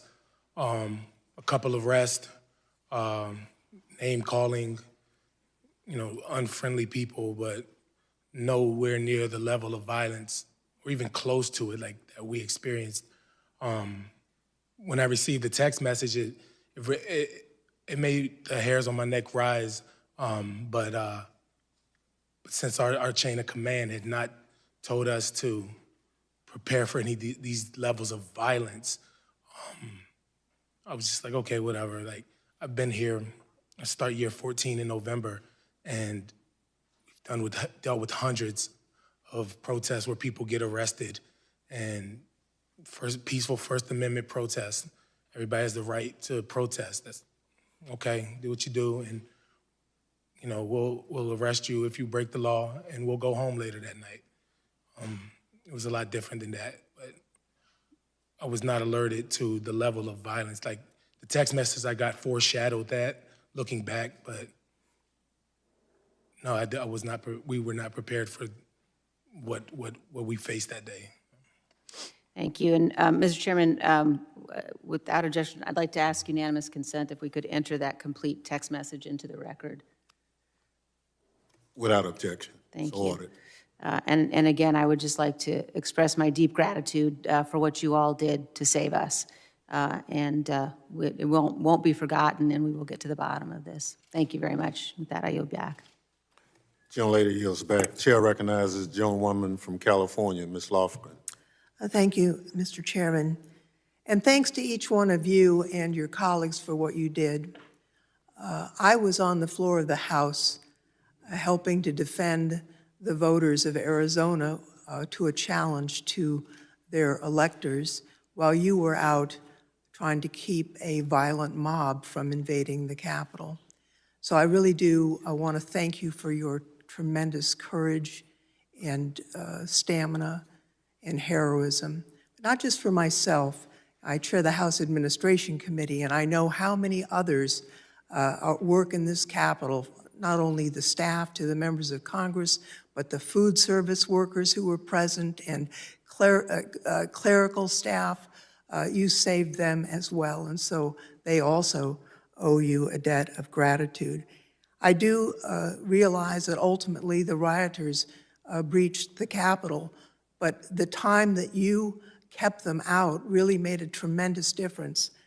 You saved the day. You saved the Constitution, and it made a tremendous difference for our country.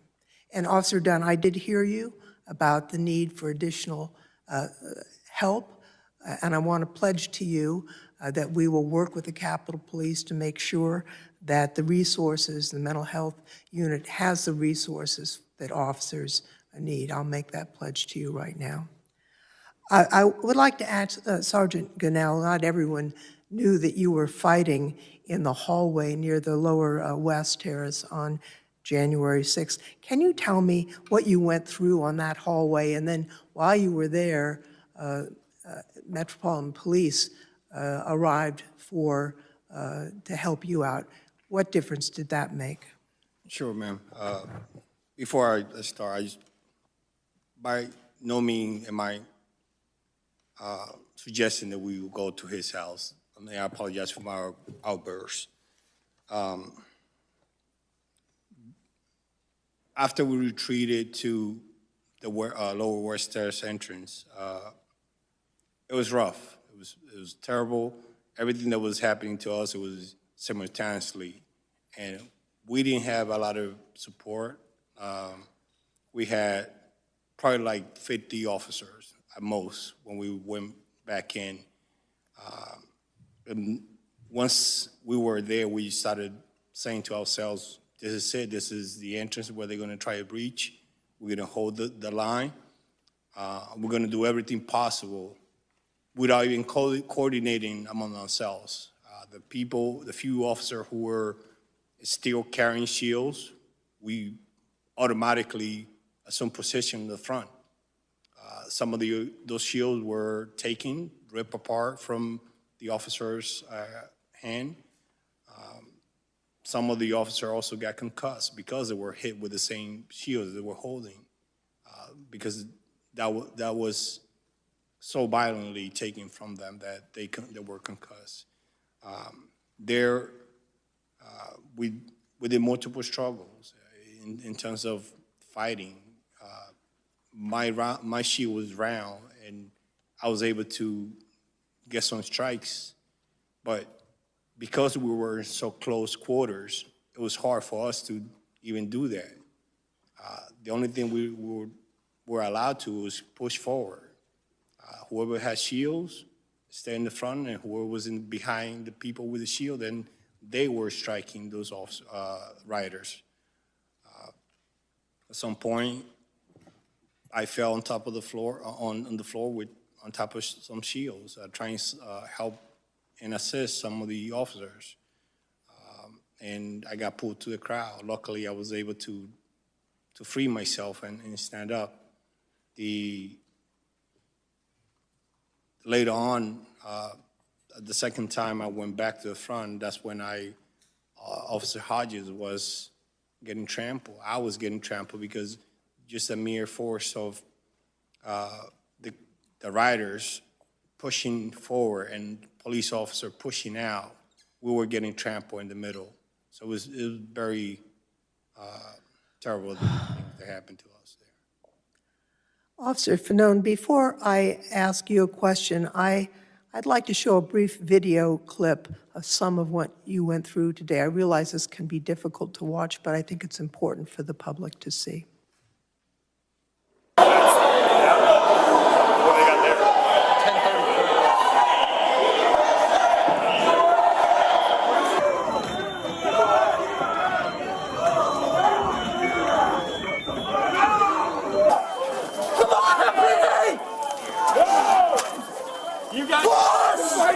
People! Yeah, come on! Push! Try it!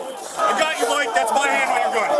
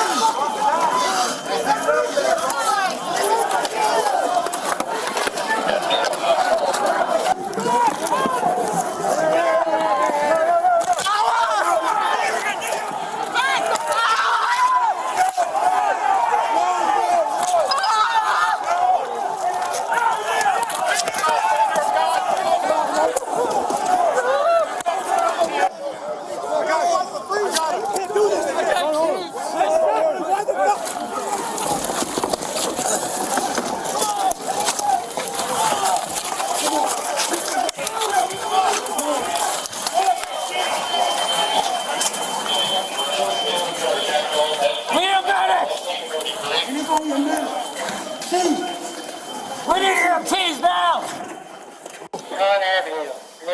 Mike, stay in there, buddy. Mike, it's Jimmy. I'm here. Mike. Almost all of that was from your body camera footage. Can you walk us through what we've just seen, Officer Fanon? Well, I believe the first portion of that video began, was my body-worn camera footage from the crypt area of the Capitol Rotunda. It was there that I first heard the 1033 or distress call come out from the Lower West Terrace tunnel, which I didn't realize at the time was only a few hundred yards away from where I was at. I told my partner, Jimmy Albright, who was there with me, that there was a 1033 coming out from the Lower West Terrace. We tried to get our bearings and figure out which way that might be. We asked a group of Capitol Police officers, and they directed us down a set of stairs. From there, Jimmy and I walked down to the Lower West Terrace tunnel. The first thing I remember was seeing a buddy of mine, Sergeant Bill Bogner, who's a administrative sergeant. He used to work in my district. Now he works over at the academy. And he was unable to see. He had been sprayed in the face with bear mace. And I went up to him and told him, hey, it's Fanone. I remember he stretched out his hand to shake mine. And that's when he told me that the guys that were just beyond that set of double doors had been fighting there for, I believe he said about 30 minutes. I don't think he realized what time it was because they'd been fighting since around 1 p.m. It was 3 o'clock. So those guys have been there fighting for 2 hours, unrelieved. I remember looking up through the set of double doors, there's glass panes, and you could see the CS gas, like white powder, still lingering in the air. It was at that point that I realized I probably should have brought my gas mask.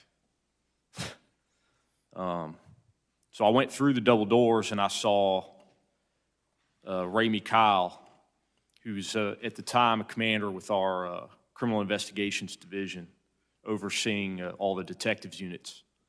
Like many other officers, sergeants, lieutenants, captains that day, he self-deployed and found himself commanding a group of about 30 or 40 officers there in the Lower West Terrace tunnel. Commander Kyle was having a difficult time breathing. I remember I followed him back out through the set of double doors into that initial hallway as he kind of cleared himself, straightened himself up. I described it before. I thought he looked like George Patton. I remember he put his hat back on and walked right back out through the doorway into the tunnel, and I followed him.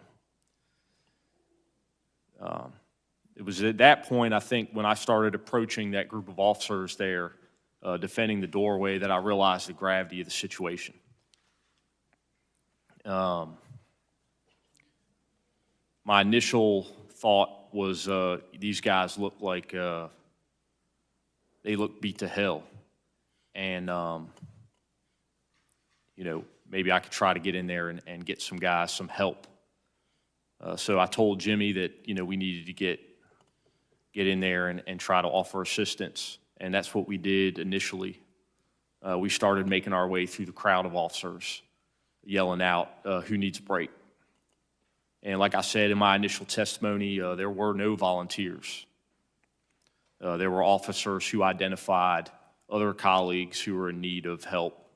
And I remember somebody yelling out, this guy needs help, and handed me that officer. I handed him off to Jimmy and told him to get him to the back. And I continued to make my way up to the front lines. Once I got up there, it was the first time I really came face to face with these terrorists. They were dressed in, you know, clothing adorned with political slogans, "Make America Great Again," Donald Trump 2020, things of that nature. They were wearing military-style clothing, Kevlar vests, Kevlar helmets. Many of them had gas masks, and quite a few had shields, which they had taken away from law enforcement officers. And they were using them to beat us at the front line. The first thing I told them was, hey man, we got to get these doors closed. We got injured officers in here. And that really seemed to piss those guys off. They became incredibly violent, and that's when that surge that you watched in some of the video began. And you had a large group at the mouth of that tunnel entrance trying to push their way through the officers who were fighting to defend it. I believe had they done so, or had they accomplished that, they would have trampled us to death. Most certainly, you would have had police officers killed. I fought there at the front for some time. I was yelling out, trying to inspire some of the other officers that were up there that were tired, telling them to dig in and push. And we started to make some progress. We pushed those guys out of the tunnel, out through the initial threshold. And I remember thinking to myself, man, it's good to get some fresh air. It was at that point that I was pulled off the line. That initial period of time where I was pulled, off that line was kind of a blur. I just remember getting violently assaulted from every direction, and eventually found myself out probably about 250, maybe 300 feet away from the mouth of the tunnel where the other officers were at. And I knew I was up shit creek without a paddle. I was trying to push guys off of me, create some space. All the while, I recognized the fact that there were individuals that were trying to grab a hold of my gun. I remember one of them distinctly lunging at me time and time again, trying to grab my gun. And I heard people in the crowd yelling, "Get his gun, kill him with his own gun," and words to that effect. I thought about using my weapon. I believed that there were individuals in the crowd whose intentions were to kill me. And I came to that conclusion because of the fact that separated from these other officers who were only trying to defend the Capitol, I no longer posed any type of threat, nor was I an impediment to them, going inside of the building. But yet they tortured me. They beat me. I was struck with a taser device at the base of my skull numerous times. And they continued to do so until I yelled out that I have kids. And I said that hoping to appeal to some of those.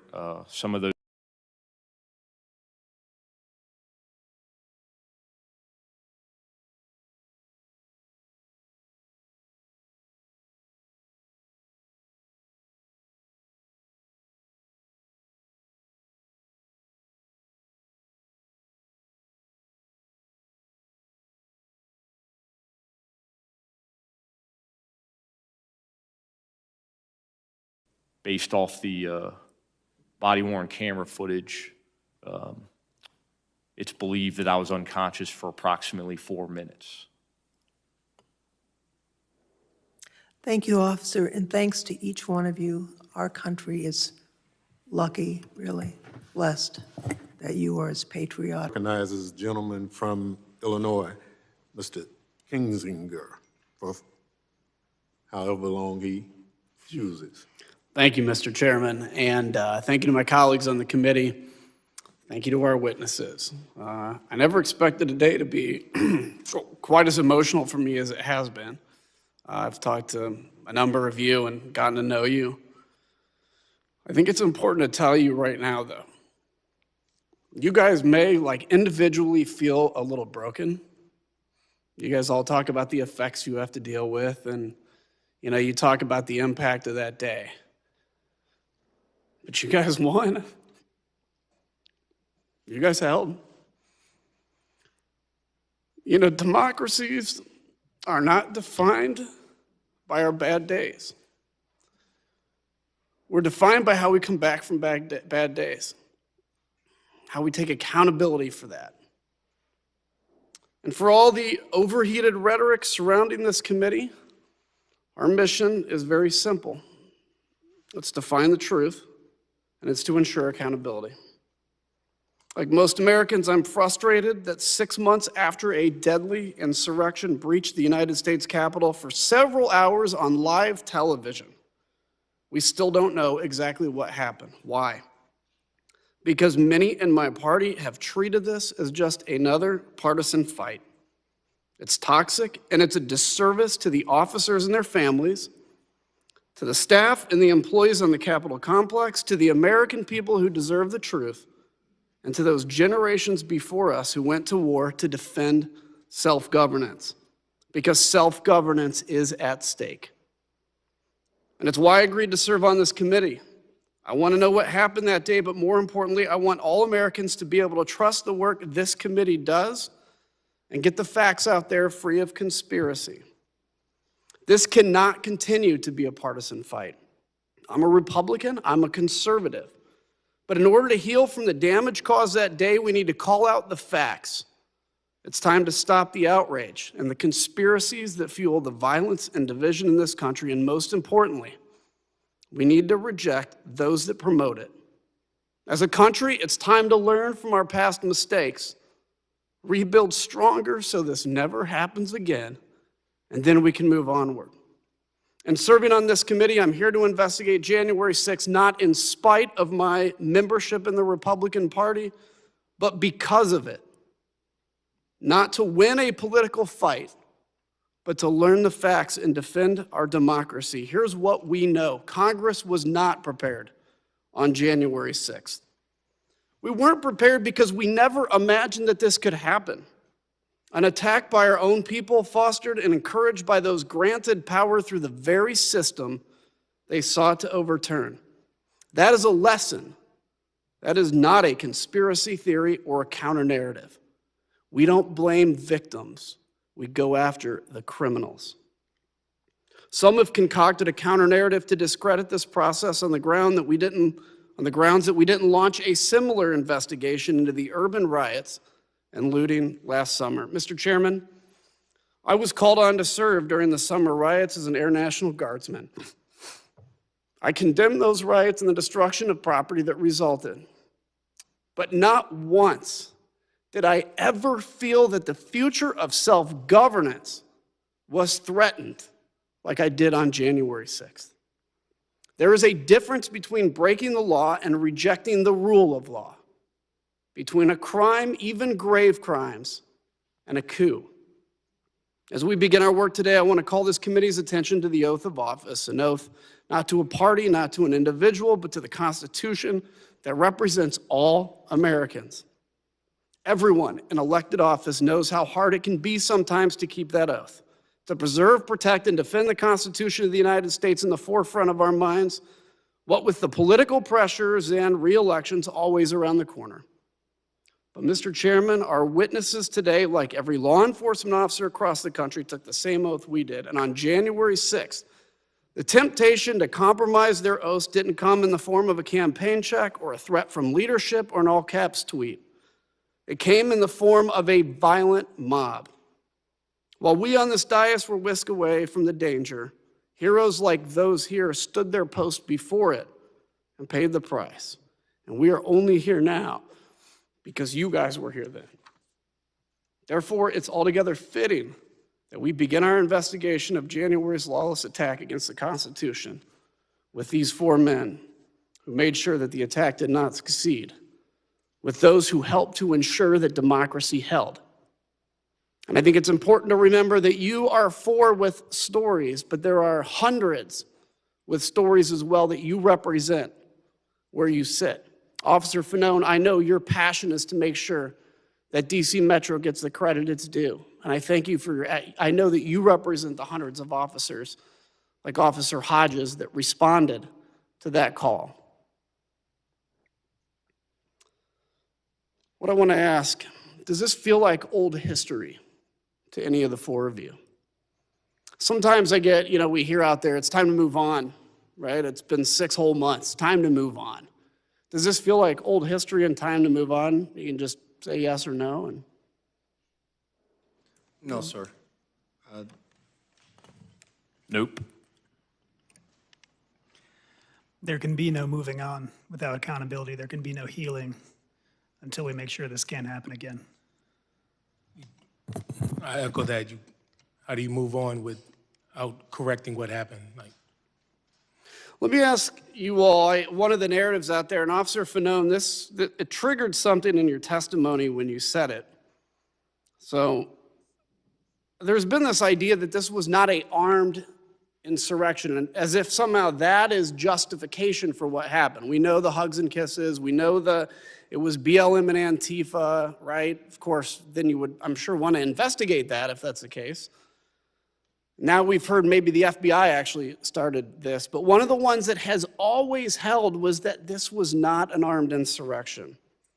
Officer Dunn, you mentioned that those that stormed the Capitol were very well organized and trained, and let me ask you, and I'll ask actually to all four of you, and Officer Hodges, I know this was part of your job initially before you responded to the Capitol.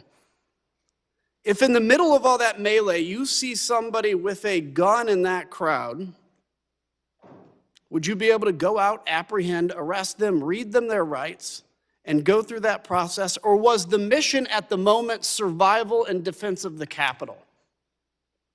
So I'm asking, is it possible that people maybe had guns? And we've seen that actually there were. But this idea that, well, people weren't arrested with guns, at the time it was raw survival. I'll start with, we can just start on the left. Let me ask you, what's your response to that? For those people who continue to downplay this violent attack on our democracy and our officers, I suggest them to look at the videos and the footage right now, because common things were used as weapons, like a baseball bat, a hockey stick, a rebar, a flagpole, including the American flag. Pepper spray, bear spray, so you name it. You have all these items and things that were thrown at us and used to attack us. Those are weapons. No matter if it is a pen, the way they were using these items, it was to hurt officers. It was to hurt police officers. Their intent was not to say, hey, let me go and find the Republicans or the Democrats in there, or the independents. It was every single body that was here in this building, in the Capitol, that their intent was to get them out and hurt them. It would have been a much different outcome had we not stopped them, especially at the lower West Terrace entrance. Even though at that time, we didn't know that there were other breaches in the Capitol. Our intent was to stop whoever was trying to come in through that door. And those weapons that were used, those were common items. The way they were using it was as weapons. Let me ask too, in kind of my final moments. Sergeant Gonell, Officer Hodges, you were Virginia Guardsman, I believe, fellow Guardsman? Yes, sir. At any time in your service in the military, as you know, I'm an Air Guardsman. And Sergeant Gonell, you specifically mentioned your time in Iraq. At any time in your military service, did you change how you defended the person to your left or right, or how you trained with them based on their political affiliation? No, whether it was in war or anything? No. No, sir. The way I view it at that time, it was, I'm an American, and the person right next to me is an American, and I would do everything possibly for me to defend him and the country at that time. You guys did that? You guys did that in the blue. Yes, sir. And I want to say that is the mission of this committee. We may have our deep differences on other policy issues, but we are all Americans today. And we thank you for holding that line. Congressman, if I may respond to Congressman, when you asked about the armed part, when the officers, assumed officers, showed me their what appeared to be a police badge, I don't know too many police officers, and this is just me being a police officer for 13 years, that carry their badge and don't carry a gun with them. So we look on their hips, you see a print. I didn't see that it was a gun, but a reasonable police officer would believe that that's a gun on their hip. So. And just to quickly be specific, a print is basically what looks like the outline of a gun. That's correct. Thank you, Mr. Chairman, and thank you, witnesses. Thank you. Gentleman yields back. Chair recognizes the gentleman from California, Mr. Schiff. Thank you, Mr. Chairman. I was on the House floor from the beginning of the joint session until the attack and evacuation by the Capitol Police, and I want to thank you. I'm convinced that one of the lives you saved that day might very well have been my own. We are all greatly in your debt. You are all heroes. Sergeant Gonell, Representative Lofgren asked you about your experience, and I won't ask you to repeat that. I would like the public to see from your perspective some video, if you're comfortable with my showing it. Yeah, that's fine. If the clerk could roll the video, please. You're gonna die tonight! You know how to lock them together? Here, like this. Arms through these shields. You know how to put your arms? Do we have a hard platoon guy here? You! Show them how to lock the shields together and hold the shields. We need an avenue of escape, so wait to lock this one in. Go ahead.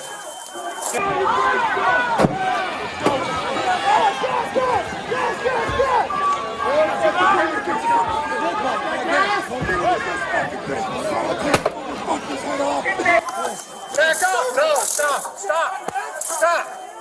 Stop!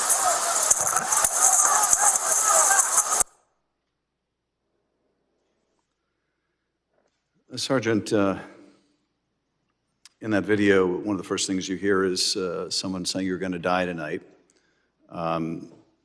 You described in your opening statement being crushed by rioters. You could feel yourself losing oxygen, thinking this was how your life was going to end, trampled to death, defending the Capitol. It's hard for any of us to understand what you went through, even though we were there. It's even harder, I think, for people around the country to understand what that was like. Can you tell us what you were thinking when you were losing oxygen and thought that might be the end? My rationale there, and the way I was thinking is like, we can't let these people in no matter what, even if it costs my life.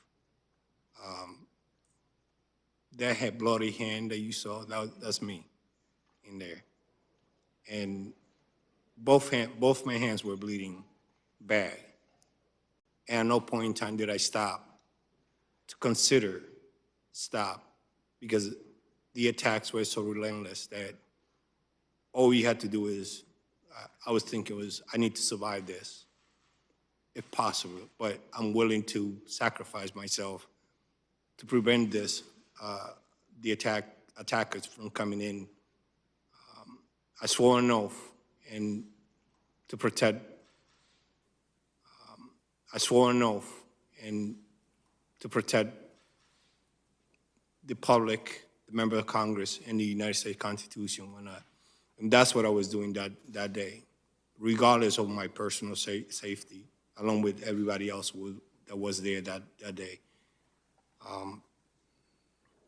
They were calling us traitors, even though they were the one committing the treasonous act that day.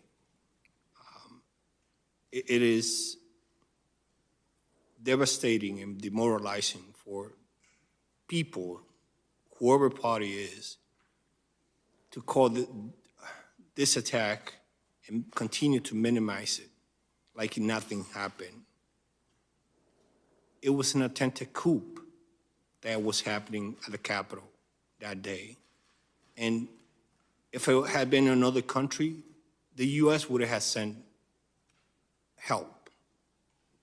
And people need to understand the severity of and the magnitude of the event that was happening that day. We were all fighting for our lives to give you guys a chance to go home to your family, to escape.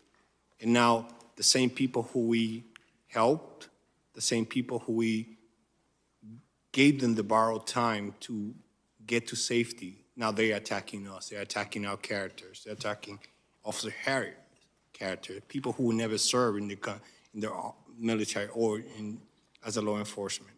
It's a disgrace. My actions that day was to save you guys, regardless of my personal safety. And I still continue to wanting to do that today, tomorrow, and as long as I'm permitted to do it, and if it is demanded of myself to do that in the future. Sergeant, this obviously had a deep impact on you, all of you, but it's also had a big impact on your family. You described how when you got home you couldn't even hug your wife because you had chemicals all over you. You wanted to go back. It seems like no sooner had you gotten home, you wanted to go back. Yes, sir. I think I read that you said you felt guilty. Did your wife want you to go back? No. Why did you go back? And what was your conversation with her about that? After I took a shower, I spent about 10 minutes hugging her and my son. I told her I gotta get some sleep because I gotta go back to work. And she told me, no, you're not. You hurt. I said, no, I'm still able to continue to carry out my duties. And by 8 o'clock, I was already on my way back, despite her concerns and for my safety. My sense of duty for the country, for the Constitution, at that time was bigger than even my love for my wife and my son. I put that ahead. And for me, it's confounding that some people who have sworn oath, elected officials, including people in the military that I seen at the lower stairs fighting against me, they swore an oath and they're forgetting about that oath. They're not putting the country before the party. And that's what bothers me the most. Because I, as a former soldier, I know what that inherits, that oath. And I was willing, I'm still willing to do that. And we got people right now in front of the Justice Department asking to release some of the very same people to be released, even though we are testifying about the trauma and the agony and everything that happened to us. It's pathetic. And they shouldn't be elected official anymore. Officer Dunn, you described talking to your fellow black officer about what you went through and experiencing those racial epithets. You asked a question, I think, that I've been haunted by ever since. Is this America? And I'm very interested to know your thoughts on the answer to that question. Is this America what you saw? Well, thank you for your question. You know, I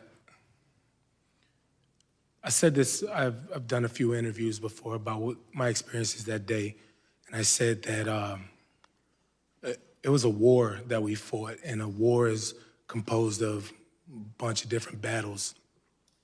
And everybody, even sitting at this table, fought a different battle that day, but it was all for the same war.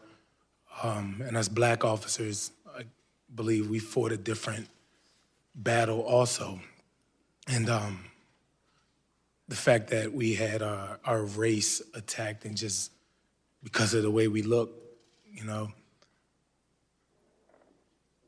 To answer your question, frankly, I guess it is America. It shouldn't be, but I guess that's the way that things are. I don't condone it, I don't like it, but I mean, if you look at our history, of American history,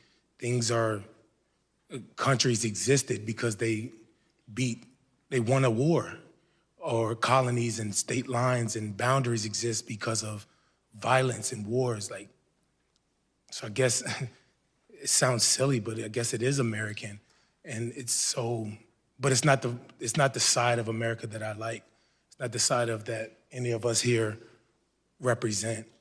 We represent the good side of America, the people that actually believe in decency and human decency, and we appeal to just the good in people. That's what we want to see, whether we disagree with how they vote on a bill about infrastructure. Everybody wants the right thing, people to do okay. So that's why I'm glad to see this committee composed of Republican members also. So that's encouraging. It's encouraging. So that's the side of America that I say, yes, this is America. This is the side that I like and the side that I acknowledge. So, Officer, thank you. I believe in this country, and I believe in it because of people like you who understand what the flag means and what our Constitution means and risk their lives to defend it. I'd like to think, as Amanda Gorman so eloquently said, that we're not broken, we're just unfinished.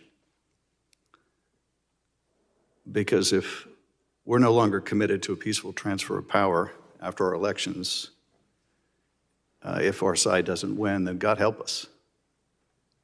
If we deem elections illegitimate merely because they didn't go our way rather than trying to do better the next time, then God help us.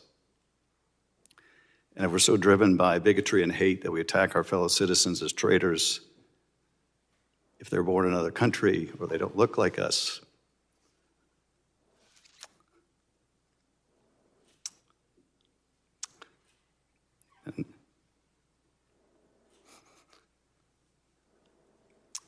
and God help us.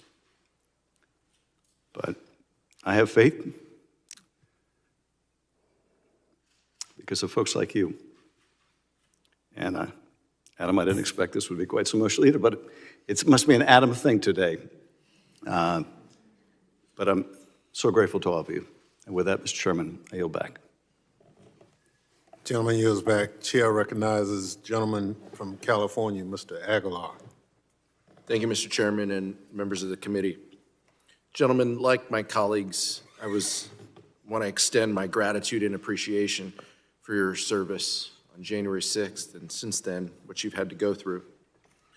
I was on the House floor like my colleagues on the 6th when I was told that a violent mob had breached the Capitol.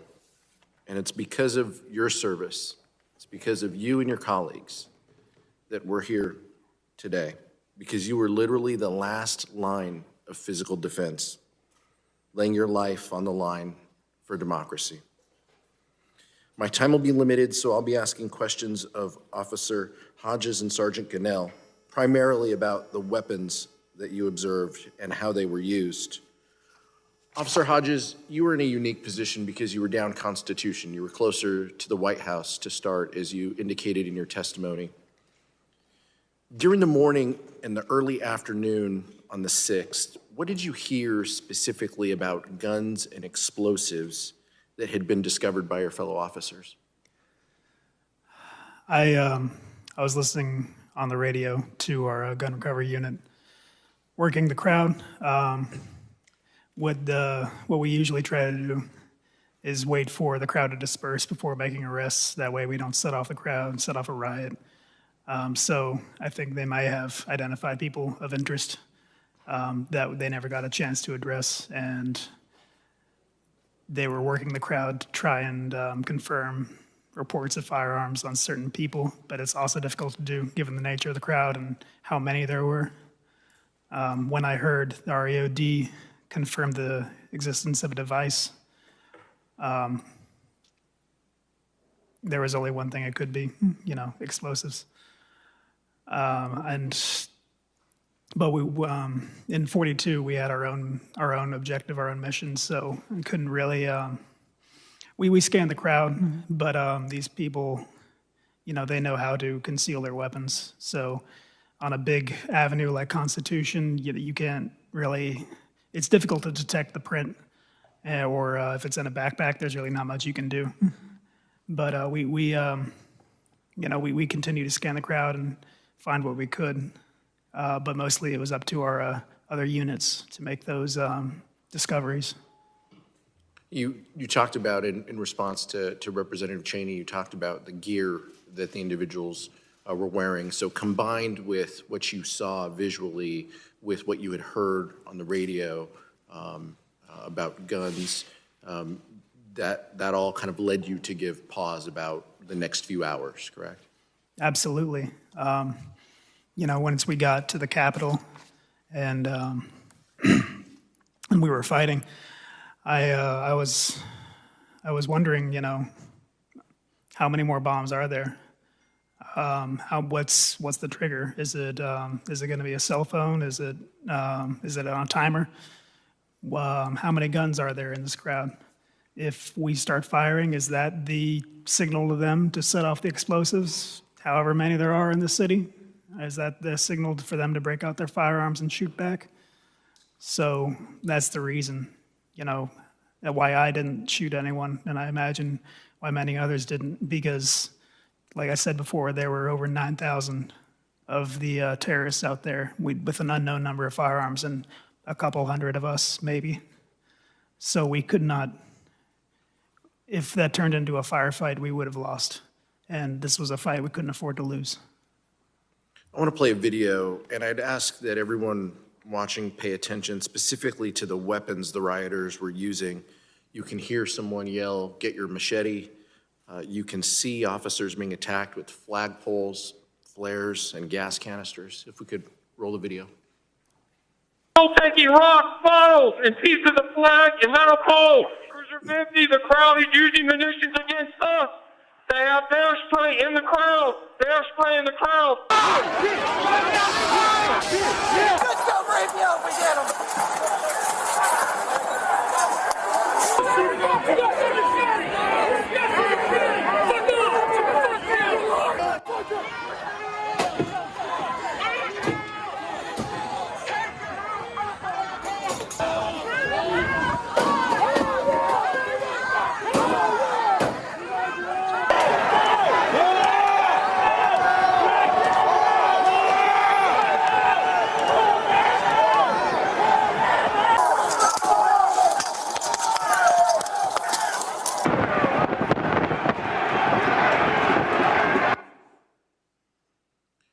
Sergeant Gonell, in the video, we just saw someone throw a large speaker.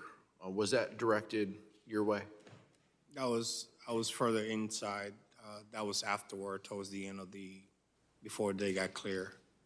When they threw the speaker at me, and I was further inside the tunnel. What types of weapons did you see used against your fellow officers? Police shields, police baton, the hammer, the sledgehammer that you saw on that video, flagpoles, tasers, pepper spray, bear spray, rebards, bats, PVC pipes, copper pipes, rocks, table legs broken down, furniture broken down, the guardrails for the inauguration stage, cones, 4x4, any weapons, any items that they could get on their hands on it. That you were further down the corridor, but the speaker was thrown at you, and it hit your foot. Is that correct? Correct, sir. We have a photo. It was thrown my way, and then when it landed, it hit somebody else, and then hit my foot. I think we have a photo of your foot here as well that we'd like to show. That is correct. Can you tell me how you're doing? You mentioned in your opening statement about your continued physical therapy related to the foot. Can you tell me how you're doing? The foot, I had several conditions that were, one is fusion on number 1 metatarsal, tarsal, metatarsal. Then there was a hammer toe that as a result of the hit. And then the second and third digit also got damage. And in order to fix one, they needed to correct the big toe to stabilize. If not, I would have, later on in the future, I would have had the same problem returning. It is very painful. It is with a lot of patience and determination that I had gone through. I still had the same problems in terms of pain, stiffness, whatnot. The doctor last week on Tuesday told me that I'm going to need surgery on my shoulder because I have a labrum tear that has not healed even more than 6 months later. And possibly my rotator cuff also is going to need some work. So that you're talking about 8 months to a year more of physical treatment and rehab. Sergeant, you're an immigrant from the Dominican Republic, a naturalized U.S. citizen, and you mentioned how individuals had zeroed in on your race that day. Yes, sir. Can you tell me how that made you feel? When we were before or right after MPD just arrived with the fluorescent mountain bike unit, they got there. I was at the front line, and apparently they seen, even through my mask, they saw my skin color and said, "You're not even an American." Regardless, whether I was in the military, they don't know that, but they yelling and saying all these things to me. I mean, when I heard that, I wasn't even thinking about any racial stuff. I'd be like, okay, you don't know that for a fact, so I'm not even entertaining that. But it's just like Officer Harry Dunn. It takes time for you to process that, and you only realize what was happening after you go back and see it from a different point in time, because I only saw that recently. But for me, I wasn't even thinking about that. I'm there to stop them regardless. I'm not thinking what they were yelling in terms of my skin color or my race. And I know an American soldier and former soldier and a police officer. I didn't take that into account when I was defending all of you guys. Officer Hodges, you characterized the attack on the Capitol as a white nationalist insurrection. Can you describe what you saw that led you to label the attack that way? The crowd was overwhelmingly white males, usually a little bit older, middle-aged, older, but some younger. I think out of the entire time I was there, I saw just 2 women and 2 Asian males. Everyone else was white males. They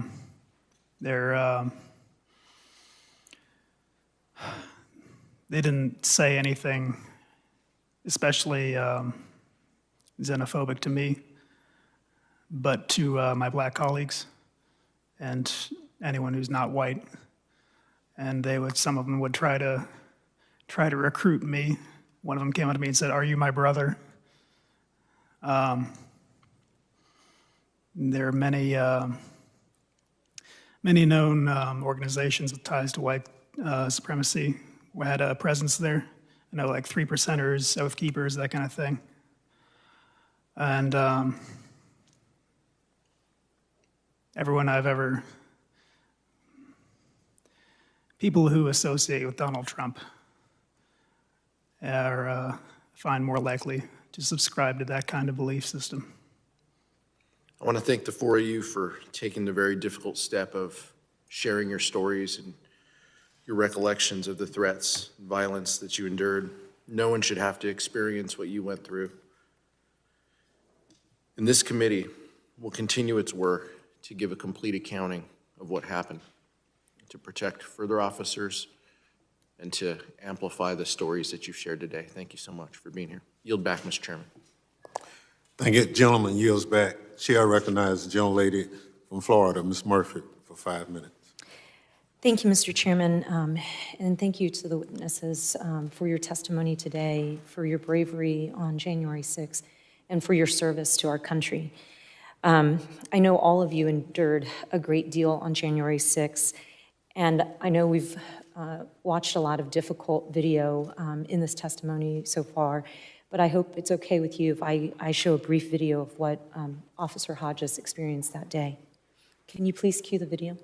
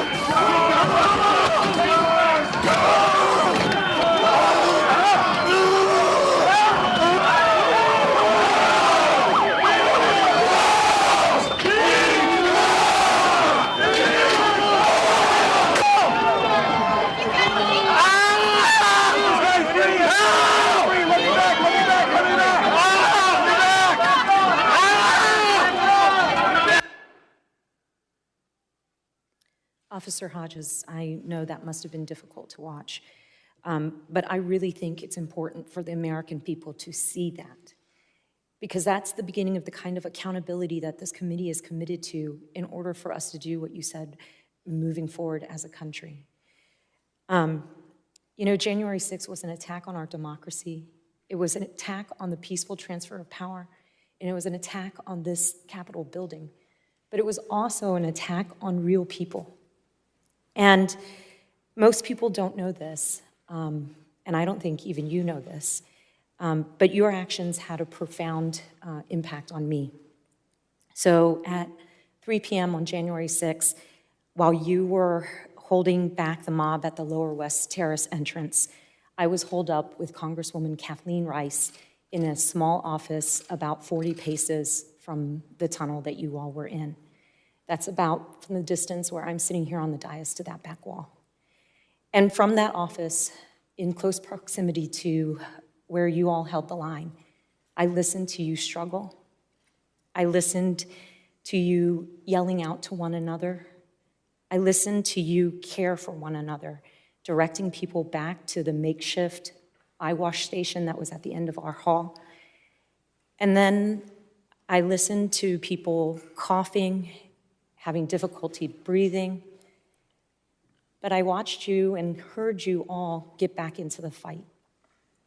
And I think Congresswoman Rice and I were the only members of Congress to be down there on that lower west terrace. You know, we had taken refuge in that office because we thought for sure being in the basement at the heart of the Capitol was the safest place we could be. And it turned out we ended up at the center of the storm. And Officer Fanone, you had said, you know, you were 250 feet off of that tunnel and you felt certain that they were going to kill you. Imagine if they had caught the two members of Congress that were just 40 feet from where you all were. And I know Sergeant Gonell and Officer Hodges, you both said that you didn't realize that other parts of the Capitol had been breached, but you really felt like you were the last line of defense. Well, I'm telling you that you were our last line of defense. And during the exact period of time, Officer Hodges, in that video where you were sacrificing your body to hold that door, it gave Congresswoman Rice and I and the Capitol Police officers who had been sent to extract us the freedom of movement on that hallway to escape down the other end of that hallway. And I shudder to think about what would have happened had you not held that line. You know, I have two young children. I have a 10-year-old son and a 7-year-old daughter. And they're the light of my life. And the reason I was able to hug them again was because of the courage that you and your fellow officers showed that day. And so just a really heartfelt thank you. I think it's important for everybody, though, to remember that the main reason rioters didn't harm any members of Congress was because they didn't encounter any members of Congress. And they didn't encounter any members of Congress because law enforcement officers did your jobs that day, and you did it well. I think without you, what would have been a terrible and what was a terrible and tragic day would have been even more terrible and more tragic. So just very grateful for all of you. And now I'd like to talk a little bit about that video. You've talked a little bit about it in your opening statement, but can you walk us through what is happening in that scene? My understanding is that is a mix of your body camera as well as video from other vantage points. That's correct. At the beginning, you see me walking into the Capitol. That was after we were driven off of the West Terrace. I think you see me spit on the floor, unfortunately. I was trying to clear my lungs and mouth of all the CS and OC. You see me preparing my gas mask, donning it, ready to go back out there. And I followed the noise to the tunnel where it was just, you know, wall-to-wall people packed, fighting for with everything they had. It was full of OC and CS gas at the time, and I believe that thickest smoke was from a fire extinguisher. You could see all the residue on the officers who were there. And it's like I said before, you know, they outnumbered us 50-something to 1. So it didn't matter how many we defeated. We just had to hold on. We couldn't let anyone through, and they always had a relative, essentially an infinite number of replacements. They'd say, you know, we need fresh patriots up here, and there would be more. So we just had to hold until someone came to help. And like I said, once I got to the front, I didn't want any more pressure on the officers behind me. So I tried to insert myself to where I could use the door frame, brace myself, and push forward so we could take back more territory. Unfortunately, that backfired. So once we lost ground, I was unable to retreat. I was crushed up against the door frame. And in my most vulnerable moments, the man in front of me took advantage and beat me in the head, ripped off my gas mask, straining my neck, skull. split my lip open, just everything he could. And at that point, I recognized that if I stayed there, then I was gonna, pass out from lack of oxygen or get dragged out into the crowd and end up like Fanone. So I called for help. I tried to make it clear that, my position was untenable. I had to fall back, and thankfully the other officers heard that, were able to get me out of there. And to the back where I recuperated as best I could before I got back out there again. Well, it's clear that you suffered immense pain from the assault. It's clear that you were outnumbered, and yet you just said you got back out there again. Tell me what's worth all of that pain? What was worth it? What were you fighting for that day? Democracy. You were 40 feet away, 40 yards, whatever. Especially with the razor-thin margins on Democrats and Republicans in the House and Senate, if any single one person was kidnapped or killed, which I have no doubt in my mind is what they intended, that would affect the outcome of legislation and all your duties for years to come. And if that's just one person, what if, more than one person? The difference would be even greater than what should be and will be. And obviously for each other. Your immediate concern is the well-being of your colleagues, the other officers who were there fighting beside me. I think I can speak for everyone when I say we worry about each other more than ourselves. That's just in our nature. It's part of why you become a police officer. So, like when Fanone said he was trying to find out who needs help and no one would volunteer, that's just an example of that kind of mindset that we have. So it was for democracy, it was for the men and women of the House and Senate, it was for each other, and it was for the future of the country. Thank you, Officer Hodges, and thank you all for defending democracy. And I appreciate your testimony, and I appreciate your continued service. With that, I yield back. Gentlelady yields back. Chair recognizes the gentleman from Maryland, Mr. Raskin. Thank you, Mr. Chairman. Sergeant Gonell, Officer Fanone, Officer Hodges, Officer Dunn, you are great law enforcement officers and a hero to law enforcement officers across the country.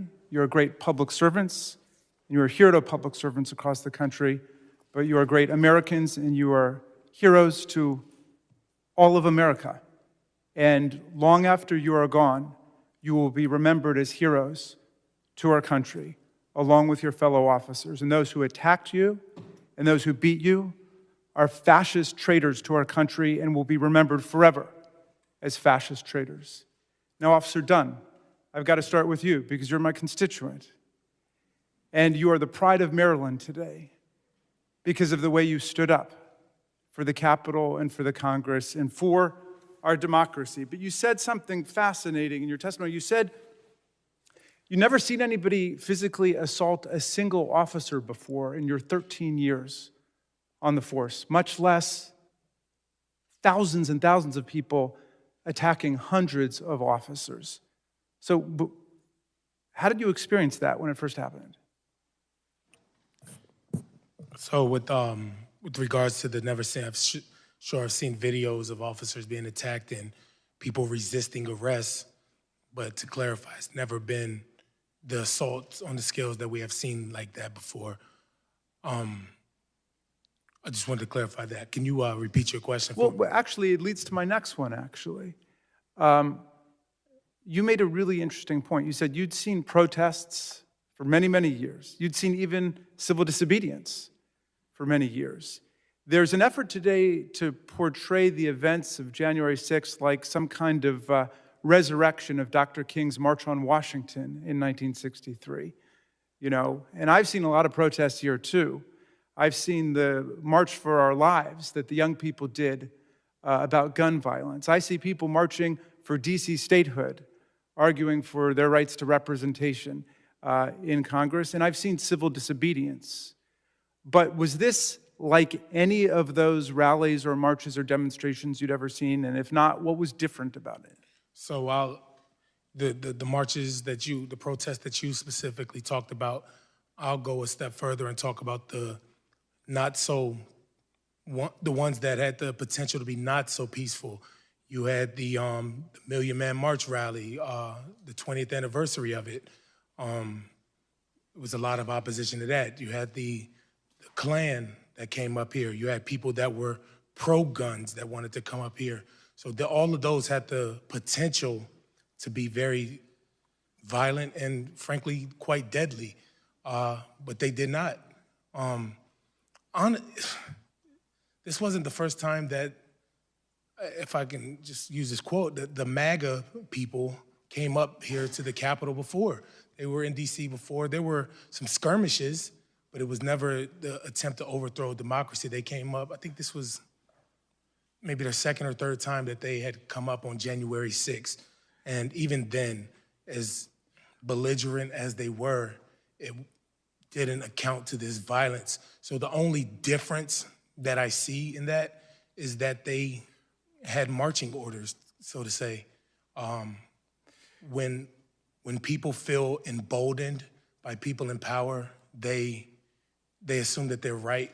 Like one of the scariest things about January 6th is that the people that were there, even to this day, think that they were right. They think that they were right. And that makes for a scary recipe for the future of this country. So I think that's why it's very important that you all take this committee seriously and get to the bottom of why this happened, and let's make it never happen again. Thank you. Officer Fanone, I think you've given our committee our marching orders today, which is to hold the line. You held the line, and now we've got to hold the line. So I want to thank you for that. If we show a fraction of the courage and the valor that you all demonstrated on January 6th, then we will hold the line in this committee. But I want to ask you about holding the line. I want to go back to this question of weapons so we can clear this up, because there are still some people who are saying that the insurrectionists were unarmed. And I wonder what your reaction is to that, because we've heard about, well, first of all, rampant baseball bats, lead pipes, Confederate battle flags, and so on. And what about the question of firearms? So what is your reaction generally to this proposition that they weren't armed? First and foremost, I would say that the implements that you just described are most certainly weapons. With regards to firearms, I know that in the days immediately before the January 6th insurrection and January 6th itself, firearms were recovered by law enforcement from individuals in Washington, D.C. Who were believed to have been participants, or at least those who were planning to participate in the January 6th insurrection. And yes, those were firearms, handguns, and such.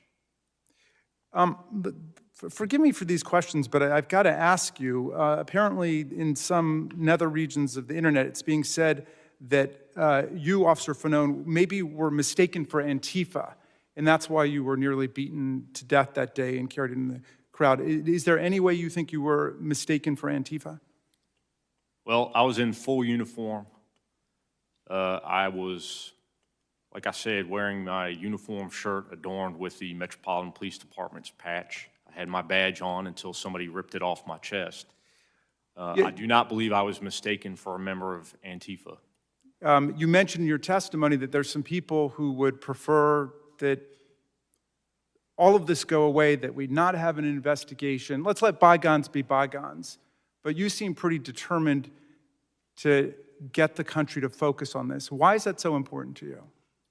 Well, first and foremost, because of the actions of officers who responded there that day, specifically from my department, but also from the U.S. Capitol Police and some of the surrounding jurisdictions.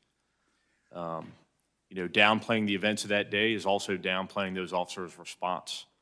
And like Sergeant Gonell said, some of the officers, part of the healing process from recovering from the traumatic events of that day is having the nation accept the fact that that day happened. Some people are saying that that as public servants, you all should not be speaking out, that cops, firefighters, teachers should just serve the public but should not speak out as citizens. What do you think about that, Officer Fanon? Well, I disagree. I've been outspoken throughout my career, never to this magnitude. As an undercover officer and a narcotics officer, I've preferred obscurity in the public eye. However, this event is something that we have not experienced in our lifetimes. Officer Hodges, I read your testimony carefully. I hope every American reads your testimony. But I noted that you referred to terrorists or terrorism 15 different times to describe the people who were assaulting officers, dragging them through the crowd, stealing their weapons, smashing them over the head, gouging eyes, and so on. However, some of our colleagues have been calling the violent insurrectionists not terrorists, but tourists. Why do you call the attackers terrorists, and what do you think about our colleagues who think we should call them tourists? Well, if that's what American tourists are like, I can see why foreign countries don't like American tourists.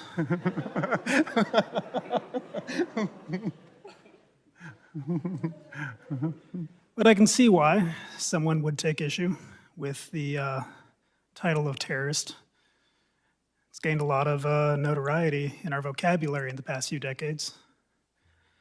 And we like to believe that, no, that couldn't happen here. No domestic terrorism, no homegrown threats. But I came prepared. U.S. Code, Title 18, Part 1, Chapter 113, B as in Brown, Section 2331. The term domestic terrorism means activities that involve acts dangerous to human life that are a violation of the criminal laws of the United States or of any state, and B, appear to be intended to intimidate or coerce a civilian population, or to influence the policy of a government by intimidation or coercion, or to affect the conduct of a government by mass destruction, assassination, or kidnapping, and occur primarily within the territorial jurisdiction of the United States. Well, thank you for that. And I had one final question for Sergeant Gonell, but it looks like my time is up, so I'll yield back to you. Chair will give the gentleman opportunity to ask his Thank you question. for your indulgence, Mr. Chairman. Are there questions, Sergeant Gonell, that you hope we can answer as a committee about the causes of the attack, the nature of the attack, and what happened in the weeks prior to January 6th as we develop our work plan moving forward? I think, in my opinion, we do need to get to the bottom of it. Who incited, who brought those people here, why the people were made to believe that the process was rigged along those lines. But going back to what Hodges says, I had, in my 15 years of service, I had given thousands of, I had given tour to thousands of people at the Capitol as an officer, as a sergeant, and even in plain clothes uniform. At no point in time did I ever got attacked. I don't know why, how would you call an attack on police officer a tour when you see me bleeding my hands, when you see other officers getting concussion, getting maimed, getting fingers shattered. I got gouged. It's undescribable. You're defending the undefensible. And it demoralized not just the rank and file, but the future future recruits that we are trying to get. So what do you think people considering becoming law enforcement officers think when they see elected leaders downplaying this? You know, why would I risk my life for them when they don't even care? They don't care what happened to the public. They don't care what happened to the officers. All they care is their job, their position. If they don't have the courage to put their job on the line because they want to feed some lies or not to feed somebody's ego or like for a tweet, that's not putting the country first. We are willing to risk our life, but at least make it worth it. We are trying, we do that regardless, whether you are Republican, Democrat, Independent. We don't care. When there's a call, radio call, or dispatch sends a call, we don't ask, hey, by the way, before I treat you, before I take care of you, are you a Republican or Democrat or Independent? We don't. We just respond. And normally, under any other circumstances, we just stay shut. We don't talk about politics. We don't talk about what happened to us. But this is bigger than that. You downplaying an event that happened to the country itself, to democracy, to the rule of law.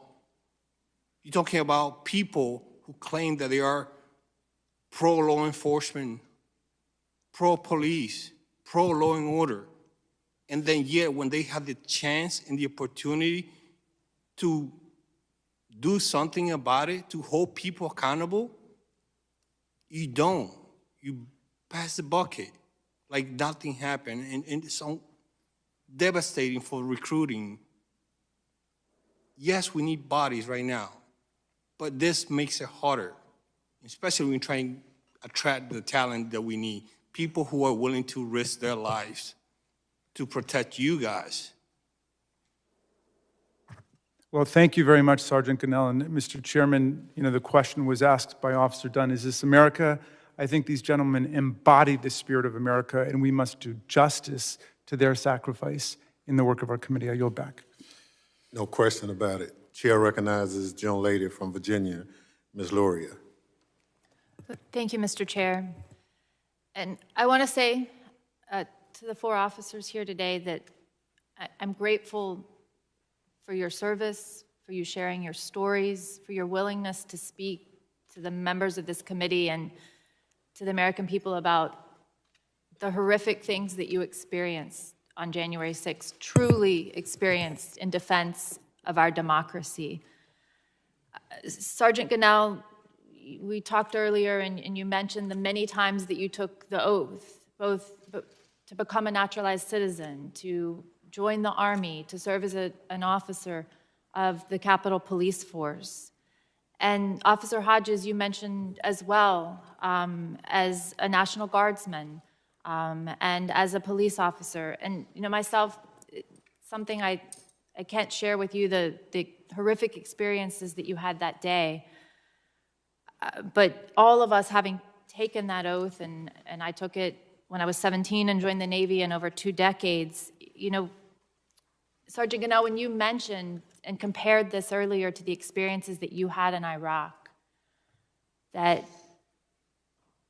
in a war zone, you didn't feel like you felt that day. Can you share that with us in a little more detail, what was going through your head, your thoughts about what you had experienced defending our nation on foreign soil and then being here in the heart of our nation in our capital and being assaulted the way that you were? It is very disappointing in terms of like when you see, when I was at the Lower West Terrace, and I saw many officers fighting for their lives against people, rioters, our own citizens, turning against us, people who had the thin blue line on their chest, or another rider with a Marine hat that says veteran, or any other type of military paraphernalia or whatnot. And then they're accusing us of betraying the oath, but they the one betraying the oath. When I was in Iraq, the sense of camaraderie, it didn't matter whether you were white, black, Spanish, Middle Eastern. We all knew what we were fighting for. And my experience there was there were times that I was scared of going on convoys or doing my supply mission to local Iraqi population, because at any point we were possibly ambushed or getting shot at. We knew the risk. But here it was simultaneously over and over, our own citizens, while they were attacking us, because we're defending the very institution that they are claiming that they're trying to save. Well, thank you for sharing that. And I know it's been difficult today as we've watched these images from the Capitol, but I did want to share one more video. But this time I would ask people, you could even close your eyes and listen without watching. Just listen to what is being said as these brave men were being overrun.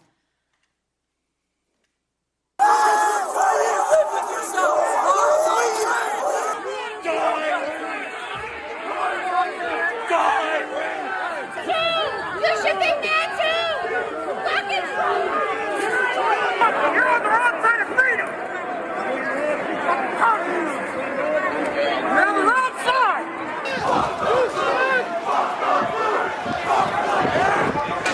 Fuck you guys!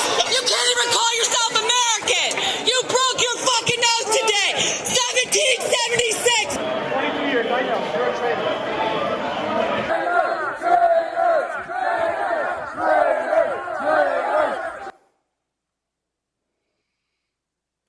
So, Officer Fanone, I wanted to turn to you. And when you hear the rioters chanting things in this video, things like, F the blue, you can't even call yourself an American, you're on the wrong side of freedom, can you share how that makes you feel?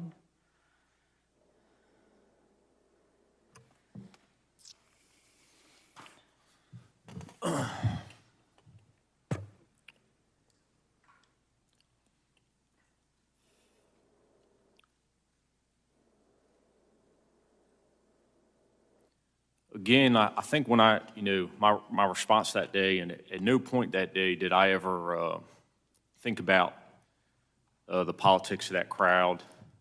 Even the things that were being said did not resonate in the midst of that chaos. But what did resonate was the fact that thousands of Americans were attacking police officers who were simply there doing their job. And that they were there to disrupt members of Congress who were doing their job.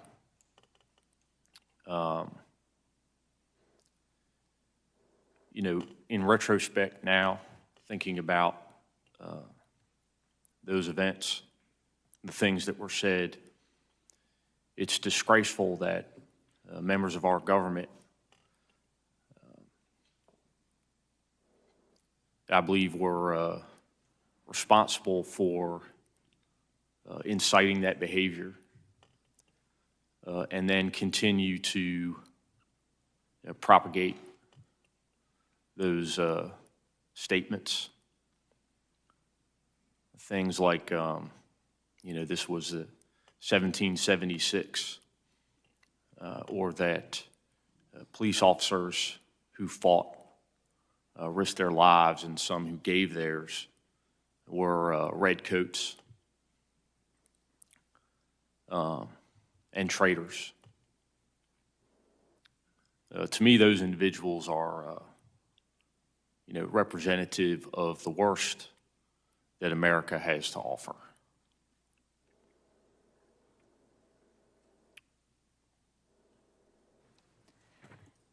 Thank you. And thinking about the events that happened on January 6th and thinking about what led up to that day, I was reminded of a quote a quote that I frequently heard used from Hemingway that asks, you know, how do these things happen? How do things like this happen? And that quote, it's very short. It just says, gradually and then suddenly. And I think that our founders understood that our republic was very fragile and it would be tested. And it was tested here on January 6th. You know, in 20 years, I don't want to look back on this moment and think that we saw these signs coming gradually, that these were signs that we ignored, that signs that people thought were just isolated incidents or signs of things that we thought could never happen. And I don't want to say to my daughter or Sergeant Gonell to your son or Officer Fanone to your 4 daughters, I don't want any of us to say that this happened gradually and then suddenly. And that some were just too worried about winning the next election to do something about it or too cowardly to seek the truth. So that's the task before this committee. I'm sure that we'll be attacked by cowards, by those in the arena, those only in the stands, and that we'll be attacked by people who are more concerned about their own power than about the good of this country.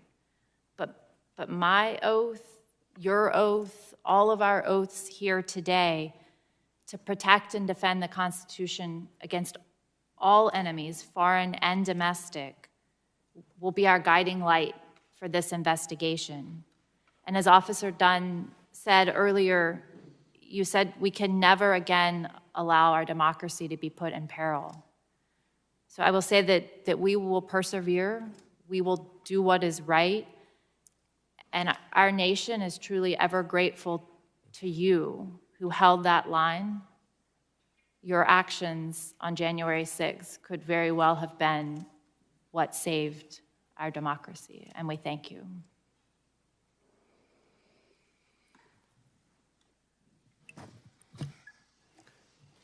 Young lady yields Mr. back. Chair, I yield back. Thank you. The gentleman from Maryland asked a question in terms of what you would expect this committee to do in our body of work. The Sergeant Gonell responded, but we didn't give the other 3 members an opportunity to kind of tell us, based on the last 202 days of your life, what would you task this committee in its body of work? What would you like to see us do? Officer Fanone, I'll start with you. Yes, sir. So while I understand that there have been investigations into the events of January 6th, my understanding is that those have addressed some of the micro-level concerns, that being the immediate security of the Capitol building itself, also the forced mobilization of officers that day, planning and preparation, and training and equipment concerns. A lot of, the events of January 6th and the days preceding, I guess it's interesting, and from a law enforcement perspective, as a police officer, a lot of these events happen in plain sight. We had violent political rhetoric. We had the organization of a rally whose title was Stop the Steal. And that rally occurred on January 6th, which I don't believe was a coincidence that on January 6th, members of Congress, you here in the room today, were charged with tallying the electoral votes and certifying the election of our president. And in the academy, we learn about time, place, and circumstance in investigating potential crimes and those who may have committed them. And so the time, the place, and the circumstances of that rally, that rhetoric, and those events, to me, leads in the direction of our president and other members, not only of Congress and the Senate, but that is what I am looking for, is an investigation into those actions and activities which may have resulted in the events of January 6th, and also whether or not there was collaboration between those members, their staff, and these terrorists.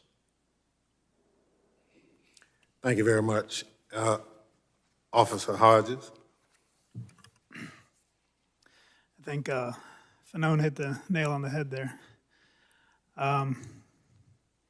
As patrol officers, we can only, deal with the crimes that happen on the streets, the misdemeanors, and occasionally the violent felonies. But you guys are the only ones we've got to deal with crimes that occur above us. I need you guys to address if anyone in power had a role in this, if anyone in power coordinated or aided or abetted or tried to downplay, tried to prevent the investigation of this terrorist attack, because we can't do it. We're not allowed to. And I think the majority of Americans are really looking forward to that as well. Thank you. Officer Dunn. Thank you, Chairman. There's been a sentiment that's going around that says everybody's trying to make January 6th political. Well, it's not a secret that it was political. They literally were there to stop the steal.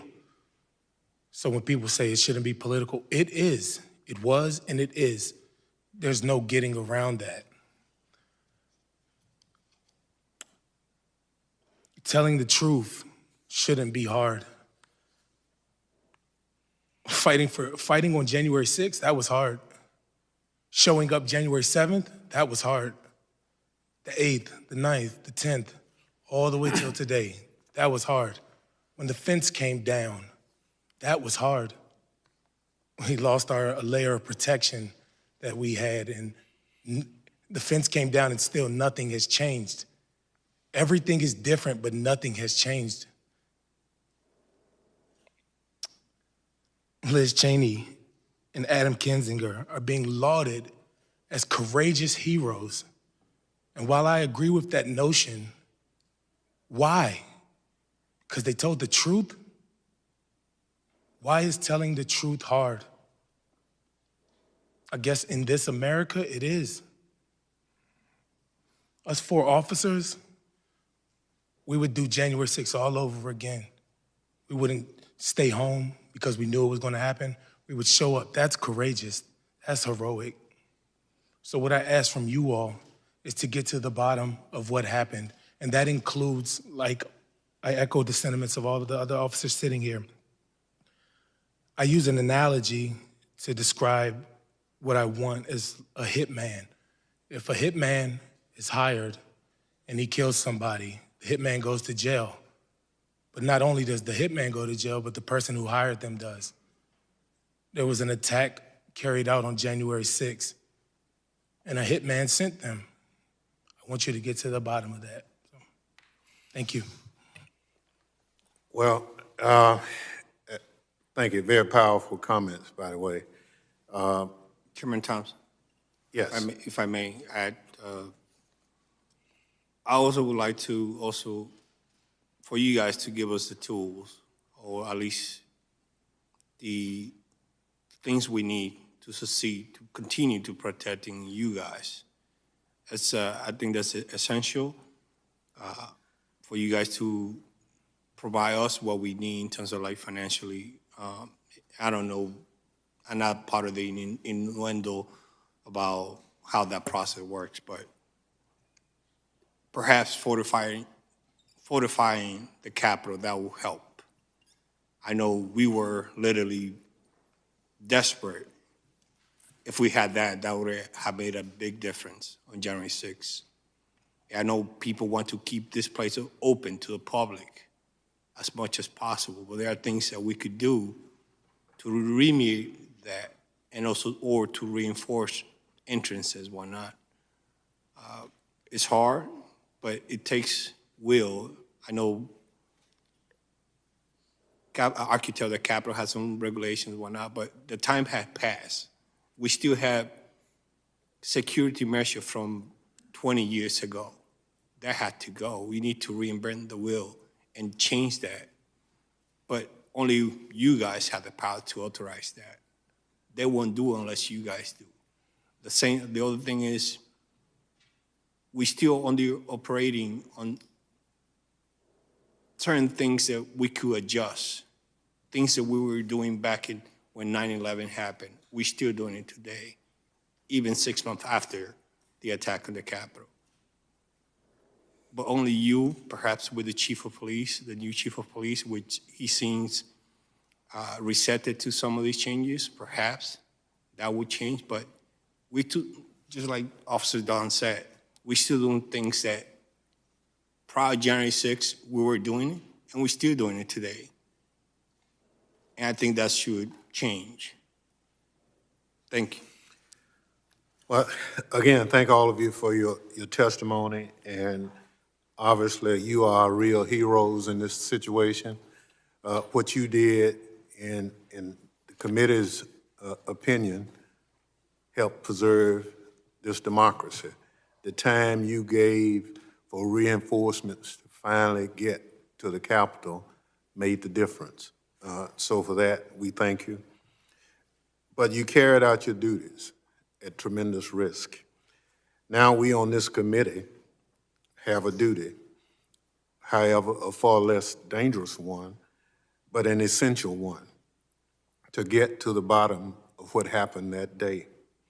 We cannot allow what happened on January 6th to ever happen again. We owe it to the American people. We owe it to you and your colleagues, and we will not fail, I assure you, in that responsibility. Thank you again to our witnesses, as well as our distinguished colleagues of the committee. Any closing remarks? Without objections, members will be permitted 10 business days to submit statements for the record, including opening remarks and additional questions for witnesses, to appropriate staff at all meetings of the Select Committee. Without objection, the committee stands adjourned.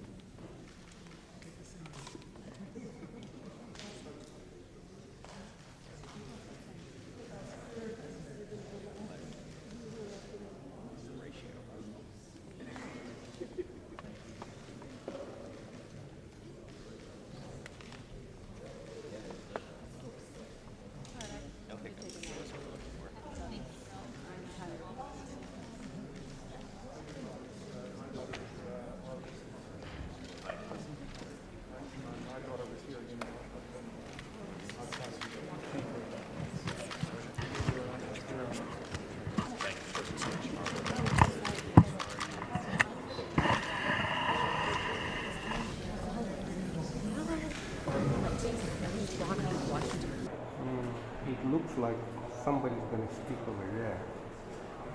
I think they're going to go over and essentially do like an avail, like at least. Mm-hmm.